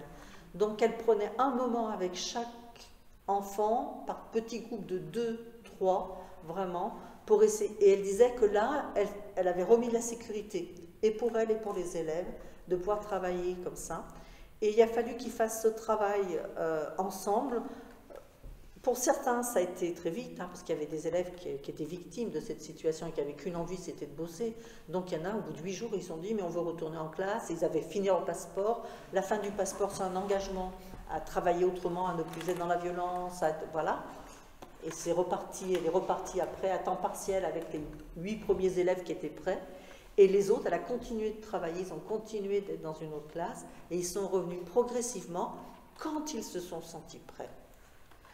Et là, petit à petit, elle a recréé le sentiment d'appartenance à un groupe qui ne soit pas un groupe de guerriers. Voilà.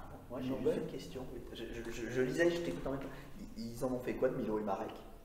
Alors, attends, parce que moi, j'ai changé les prénoms. Les deux bagarreurs qui mettent le il y a un des deux qui a été exclu. D'accord, oui, parce que je cherchais parce que les autres seraient partis. Il y en a un des deux qui a été exclu, qui a changé d'établissement. Ils ont travaillé, voilà, il n'y a pas eu d'autre solution. Et du coup, l'autre, mais je ne peux plus dire qui est qui, l'autre est resté et du coup a pu retrouver une place, un rôle différent dans la classe. Et travailler. Donc c'était les deux seuls, vraiment, c'était plus généralisé que ça parce que non, c'était plus généralisé que ça. C'était, en fait, ils étaient une vingtaine d'élèves, il me semble, de mémoire dans la classe. Sur une vingtaine d'élèves, il y en avait 6 qui étaient des élèves qui étaient en posture d'élève. Tous les autres étaient dans la violence. Après, à des degrés différents. Certains au niveau des insultes, d'autres des passages à l'acte. Et là, ces deux-là, c'était non seulement les passages à l'acte, mais la fugue, les menaces de coups de poing sur la prof. Enfin bon, c'était un niveau extrême. Donc, voilà, c'est un témoignage d'une situation. Moi, ce que j'en retiens, c'est que parfois, quand on est dans des situations extrêmes, on est tétanisé par ce qui se passe. Ça nous met dans un état de sidération qui nous empêche d'agir. Et du coup, le fait d'avoir quelqu'un d'extérieur comme moi qui arrive, qui prend tout d'un coup, ça fait comme un électrochoc et on se dit, mais non, on doit agir. On ne sait pas comment, mais ce n'est pas parce qu'on ne sait pas comment on va faire qu'on doit renoncer à mettre en place quelque chose. Le plus difficile, c'est de trouver le courage de dire, on est capable, on peut faire quelque chose, on peut et on doit agir en tant que prof, en tant que citoyen, en tant qu'humain. Il faut qu'on trouve des solutions. Après, ce n'est pas miraculeux, donc on les construit au fur et à mesure. Il y a des choses qui marchent mieux que d'autres, on mobilise un petit peu tout ce qu'on sait faire, mais je crois que c'est ça qu'il faut. Et c'est comment l'institution peut supporter ces situations-là aussi. Moi, alors, juste pour prendre un exemple perso, parce qu'il nous a marqué dans l'institution où je travaille, on a recueilli, c'est un peu vrai de dire comme ça, un enfant, donc il était en moyenne section tout début de sa scolarité, qui avait déjà été pas exclu de son école précédente, on avait quand même demandé à la maman de fortement trouver notre école. Il arrivait, et bon bref, c'était un enfant d'une violence primaire, qui était dans l'attaque du corps en permanence, etc. Bref, donc un enfant évidemment qui vous met un bazar pas possible dans une classe. En plus, il arrivait légèrement en décalage de la rentrée, évidemment. Et alors effectivement, l'effet de sidération, il a été tout de suite. Alors il se trouve que nous, on a la chance dans notre école d'être 2 psychologues cliniciennes à se relayer sur la semaine. Et là, il a fallu déjà se positionner par rapport à un truc tout bête, mais c'est les autres parents. Quand on attendait cet enfant, on ne peut pas rester. Comment vous dire qu'il est en moyenne section, qu'il est déjà parti d'une école et qu'il nous semble, nous, qu'à une semaine de la rentrée, on ne peut pas reproduire comme ça un échec. Voilà. Et on a dû effectivement se réunir et se dire, alors ok, est-ce qu'on reste dans un cadre un peu consensuel, où effectivement à un moment on pouvait tenter un peu et puis dire, voilà, je sais pas, vous me déscolarisez, voilà. Ou est-ce qu'on tente un truc un peu, un coup de poker, mais parce qu'il y avait les moyens en interne de l'école, c'était effectivement déjà de mettre un personnel en plus de l'ATSEM et de l'Institut dans la classe, plus nous les psys, d'y aller sur des temps bien définis, parce qu'il y avait quand même, on avait vu qu'il y avait des temps de rythmicité, voilà, et faire accepter aussi, alors aux autres enfants, aux enseignants, aux autres enseignants de la maternelle, aux parents, qu'il allait avoir une prise en charge extrêmement spécifique de cet enfant. Que c'est un enfant qui effectivement allait faire des va-et-vient entre la classe, en dehors de la classe, qu'il fallait qu'on crée en fait un dispositif, un processus pour dire dans tel temps, avec tel type de comportement, on doit, entre guillemets, réagir comme ça, faire comme ci, faire comme ça. Ça a duré 3 mois, quand même. 3 mois où moi j'étais les mardis matin, ma collègue elle était les mardis matin, et que c'est un enfant qui nous pinçait comme ça, qui nous mordait, enfin vraiment, hein. Et pourtant pas du tout pas dans le champ du handicap, pour être très clair. Voilà, c'est une histoire personnelle traumatique, mais pas dans le champ du handicap. Il a fallu tenir. Je peux vous dire que la maîtresse, je pense que le burn-out est passé vraiment pas loin. Voilà. Et le fait d'avoir tenu, alors là, pour le coup, on a introduit un référentiel psychanalytique du contenant, etc. Et effectivement, à ce moment-là, d'être créatif, c'est-à-dire de se dire, non, mais là, nous, on n'a pas connu ça dans cette institution-là, en l'occurrence, hein, peut-être qu'ailleurs, évidemment, ça se connaît, mais on n'a pas connu ça, on fait quoi?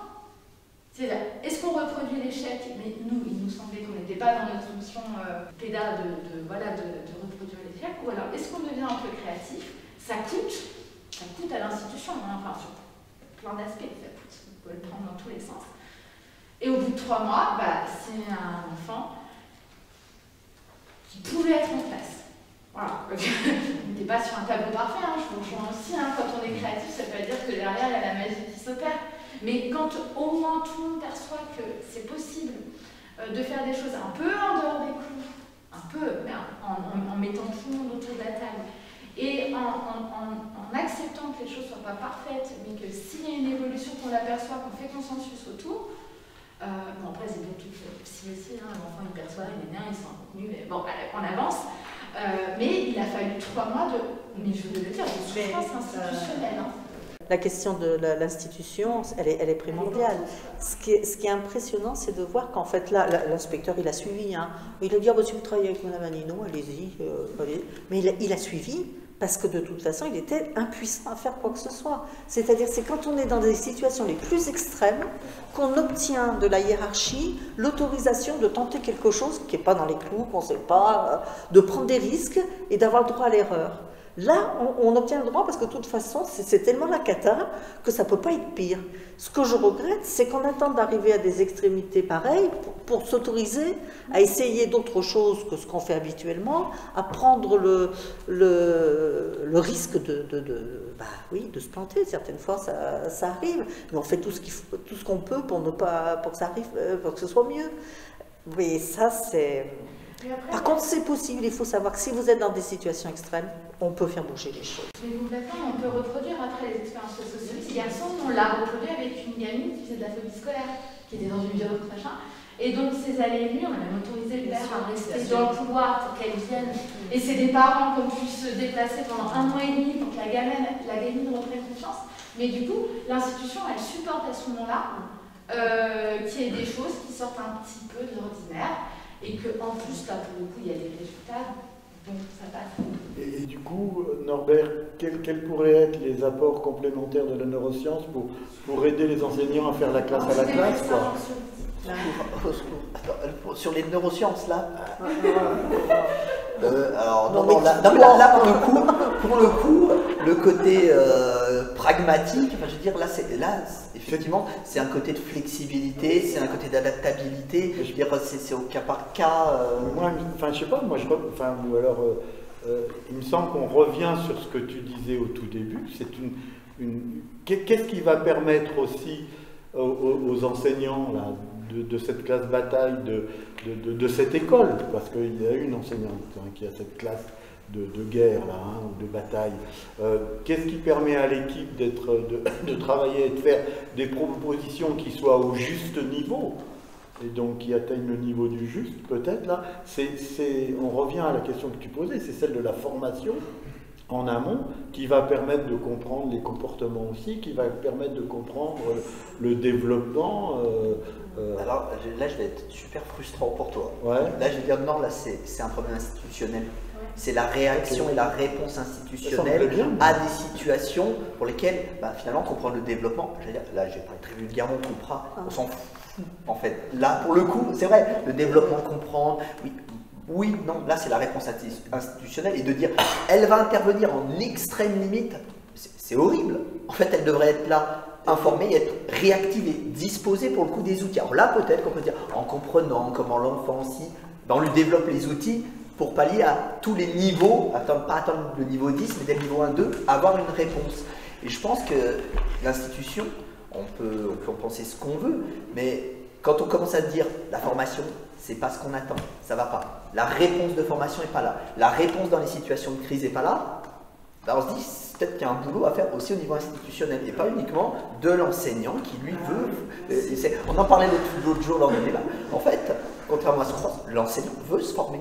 Mais il n'est pas forcément informé, on ne lui donne pas forcément l'accès. Et si on lui donne cet accès-là, il aura en même temps, peut-être en amont de la réponse institutionnelle, déjà des outils.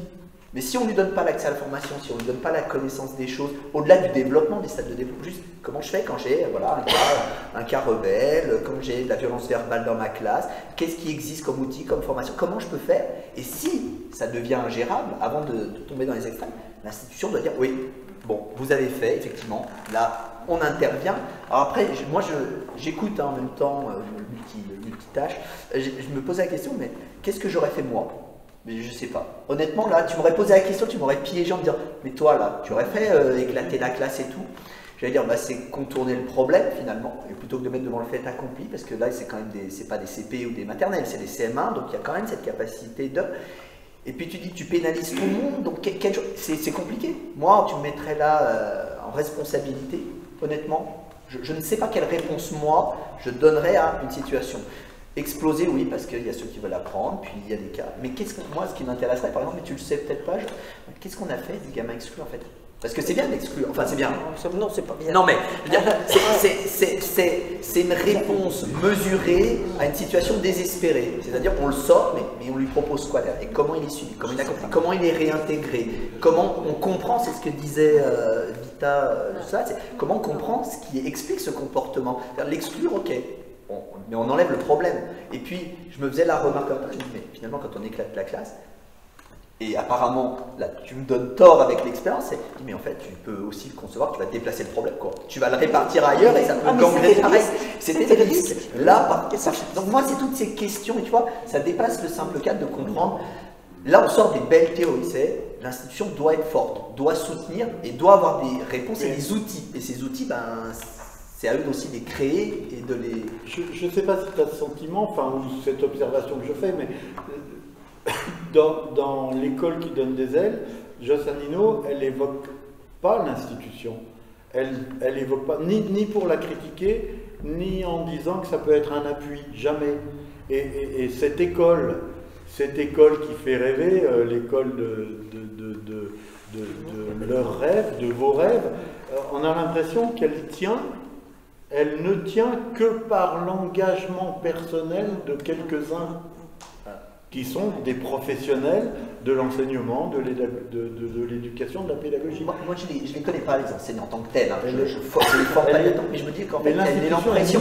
Mais parce qu'il y a une énorme pression en fait, sur les enseignants, en vrai. Est-ce que la clé, c'est pas justement la pluridisciplinarité? J'étais en train de... Non, mais désolé. Alors moi je plaide parce que... moi, le métier que j'exerce dans cette école, parce qu'il se trouve que quand je fais la différence, c'est beaucoup par coquetterie et un peu parce que c'est fonctionnel, que je ne suis pas psychologue scolaire, mais psychologue clinicienne sur le site. C'est-à-dire que j'ai mon bureau, je ne bouge pas, et que les enfants peuvent me voir, les enseignants peuvent me voir, etc. Non mais c'est-à-dire, alors ça peut être autre chose, ça peut être une autre fonction, ça peut être... mais en tout cas, en fait, qu'il y ait une espèce de pluridisciplinarité, pardon. Il pourrait y avoir un éducateur, j'en sais rien, non, ça a créé. Mais c'est ce qui fait aussi qu'on arrive, me semble-t-il, à créer ce que nous on appelle dans mon institution une parole institutionnelle. Voilà, quelque chose qui est cohérent et que donc à partir d'une expérience, on discute ensemble et du coup on prend appui aussi pour essayer de régler ou pas. Enfin, voilà, je crois aussi qu'il y a ça, c'est le fait de défocaliser et d'avoir par exemple des personnes. Moi je suis un peu dans les classes, dans les petites classes, parce que c'est le rôle du psy d'être comme en observation, mais dans les autres classes je suis très rarement dedans. Et c'est peut-être justement l'intérêt.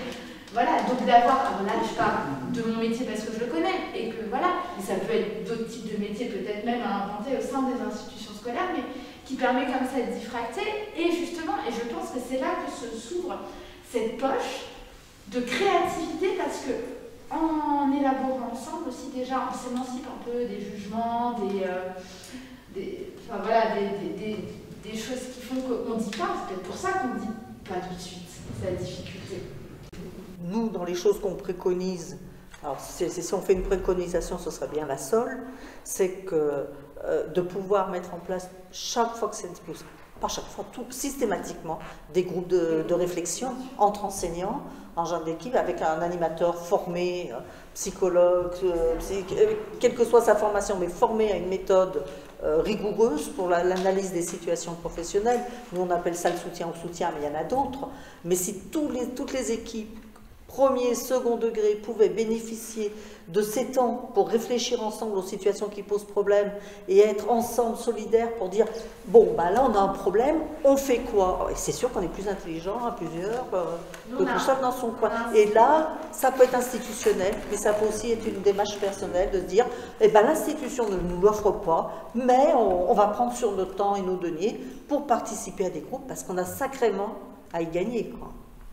J'ai l'impression surtout qu'avec les cas que vous avez évoqués, en fait, ce qui a été peut-être un déclencheur possible, c'était l'enfant perturbateur. Par exemple, dans le cas de la classe bataille, il y en avait deux qui posaient problème, dont un qui a été exclu. Et les autres ont peut-être suivi, puisqu'il y a une violence peut-être systémique aussi. Donc quand vous avez éclaté la classe, effectivement ça peut marcher parce qu'il n'était plus dans ce contexte où l'autre avait cette influence. Il avait déjà été exclu avant, à plusieurs reprises, mais c'était des exclusions provisoires. Ça n'avait absolument pas réglé le problème. Alors peut-être, hein, c'est une hypothèse, hein, effectivement, de toute façon, ces deux gamins avaient un rôle très fort, mais j'allais dire, c'était pas eux les leaders. Pour moi, celle qui était leader, c'était une fille. C'est celle qui est revenue le plus tard, d'ailleurs, qui est revenue en dernier, qui a résisté, qui a mis très très longtemps pour revenir. Hein, elle est revenue en tout dernier. Elle était plus leader par rapport au groupe que les deux là, qui étaient plus dans la violence physique, c'était plus spectaculaire. Mais c'était, à mon avis, pas les leaders. Donc, ils faisaient plus peur. Mais la Jessica en question, elle était bien... Parce que justement, j'ai assisté à 3 exemples de harcèlement harcèlement de violence un peu systémique comme ça dans les classes, où justement mon petit frère a été victime de 2, et moi j'en ai été victime de 1. Et je remarque qu'il y a toujours à peu près les mêmes patterns où effectivement il y a un élève qui cause la terreur, et après les autres vont réagir autour. Soit ils vont le suivre pour ne pas se faire frapper, soit ils vont réagir aussi, ils vont même plus pour se faire respecter par lui. Mais dans ce cas-là, effectivement, ça dépend de la réaction, et je pense que briser le système, effectivement, peut être une solution face à ça. Maintenant, ma question est, est-ce que ce ne serait pas plutôt une prise en charge de la part de psychologues qui sont vraiment formés à ça, et est-ce vraiment le rôle de... Les enfants étaient déjà pris en charge depuis longtemps par des psychologues. Oui, dans le secondaire, on a souvent l'exclusion. C'est bien de mettre en place des avec les collègues, avec les équipes, avec tout un tas de méthodes, enfin de palliatifs, etc. Mais il y a un moment où malheureusement, l'exclusion, c'est seulement les propos, quand vraiment la classe est en danger, le groupe est en danger, malheureusement maintenant les élèves communiquent entre eux avec des moyens qui dépassent les enseignants. Hein. La terreur s'exerce avec d'autres moyens de pression, les réseaux sociaux. L'exclusion est la fin, et c'est ce qui va nous arriver là, parce que moi j'ai une chance terrible, c'est que j'aurai pas de frustration parce que je tiens le chronomètre et on arrive au bout. C'est rude. C'est rude pour moi, je sais, mais je préfère honnêtement, mais c'est très très égoïste de ma part, mais je préfère t'entendre dire c'est rude plutôt que de dire oh putain mais quand même, parce que qu'est-ce qu'on s'est fait chier. Non, mais j'ai la réponse à une question que tu m'as posée tout à l'heure. Alors, la réponse à une question, et ça fait quoi ce qu'a dit Vita justement sur la pluridisciplinarité? Tu as posé la question, les neurosciences, qu'est-ce qu'elles peuvent apporter? Et en fait, je ne peux pas te dire sur un point précis, mais je vais te dire globalement. Et c'est une critique, hein. On en parlait à midi, justement. Et vous avez préparé midi? Bah attends, on bosse, qu'est-ce que tu crois les sujets? Non, il y avait une autre réunion qui n'a rien à voir. Non, c'est le côté scientifique, c'est-à-dire la rigueur méthodologique et expérimentale. Oui. Elle apporte ça. Et effectivement, on en a souvent parlé, ce qui nous dénature, nous, en psychologie cognitive, du développement de neurosciences, c'est peut-être le côté humain qu'on a moins, qu'on apprend moins, et qui, moi je le vois de mon domaine de travail, pour moi apparaîtrait plus intuitif, réagir à l'humain en fonction, alors que ça nécessite une formation.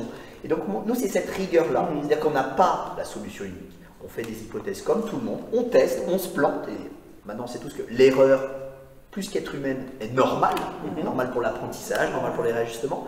Donc c'est ce côté scientifique, la rigueur. On développe nous des outils, on les teste, ça marche, ça correspond peut-être pas toujours à la réalité des faits, mais de savoir que dans certaines situations, ça peut fonctionner comme ça, ben, c'est ce que tu dis, on va essayer, on peut s'en servir.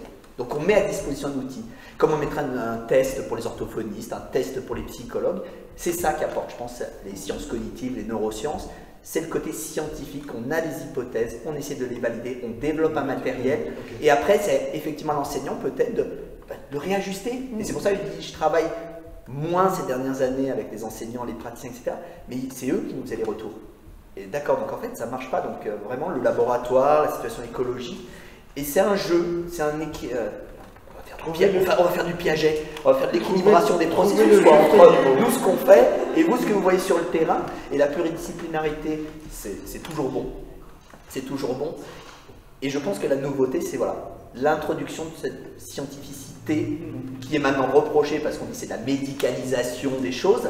Donc il y a là aussi un juste milieu. C'est pour ça que je dis toujours, j'aime beaucoup ce que font les neuroscientifiques, mais je ne les suis pas aveuglément dans leur doctrine. Alors, ultime rebondissement, et puis on arrivera à la conclusion. Tu l'as évoqué, tu évoques le juste milieu. Et dans notre très bonne vieille sagesse lyonnaise, on dit très souvent que le juste milieu n'est pas forcément malheureusement le milieu du juste. Et c'est peut-être de là que vient le problème. Je suis lyonnais, j'ai jamais entendu ça. Ah. Tu l'as inventé sur non, mais je l'ai déjà entendu. La prochaine fois que je viendrai avec les petits livrets de la bonne sagesse lyonnaise et tu verras cet extrait. Voilà. Donc, en conclusion, et puis vous allez voir que c'est même pas de la conclusion, donc c'est tout foireux le type qui est là pour animer, ça c'est même pas à la fin du livre. Bon, c'est même pas du bouquin que tu dis. Et puis, c'est pas le même que le vôtre, parce qu'il y a juste la couverture, mais c'est pas du tout le même. Donc, j'ai une grande confiance dans la capacité de discernement des enseignants et dans leur capacité à inventer une école plus juste et plus humaine. Ils poursuivront leur mission et inventeront l'école de demain pour peu qu'on leur transmette les valeurs, les outils, l'analyse et le soutien dont ils ont besoin pour faire face à la complexité de leur métier. À ces personnes formidables, qui investissent bien plus que leur temps et leurs compétences professionnelles dans leur mission éducative, je voudrais pouvoir transmettre un imaginaire collectif foisonnant d'humanité, de belles rencontres, d'humour, de poésie et d'innovation. Je crois que dans la fantaisie de cet imaginaire, chacun pourra reconnaître ses aspirations et peut-être aussi un modèle identificatoire sur lequel prendre appui pour engager un autre type de relation avec les élèves et leurs parents. Pour ajuster leurs pratiques et répondre au mieux aux besoins particuliers de chaque enfant et de leur famille. Les enseignants ont besoin de pouvoir prendre des risques, y compris celui de se tromper et de se sentir soutenus et accompagnés dans cette aventure. Merci Norbert, merci beaucoup Jos, merci Charlie qu'on n'a pas beaucoup vu, mais qu'on n'a pas entendu non plus, qui enregistre. Merci à de temps à autre, Lila, Rabat et à l'Atelier 14 de nous accueillir. Merci Claire d'avoir autorisé pendant ton exposition que nous conduisions ces rencontres et ces discussions. Avec plaisir. Et puis à très bientôt, j'espère, pour de nouveaux moments comme celui-ci.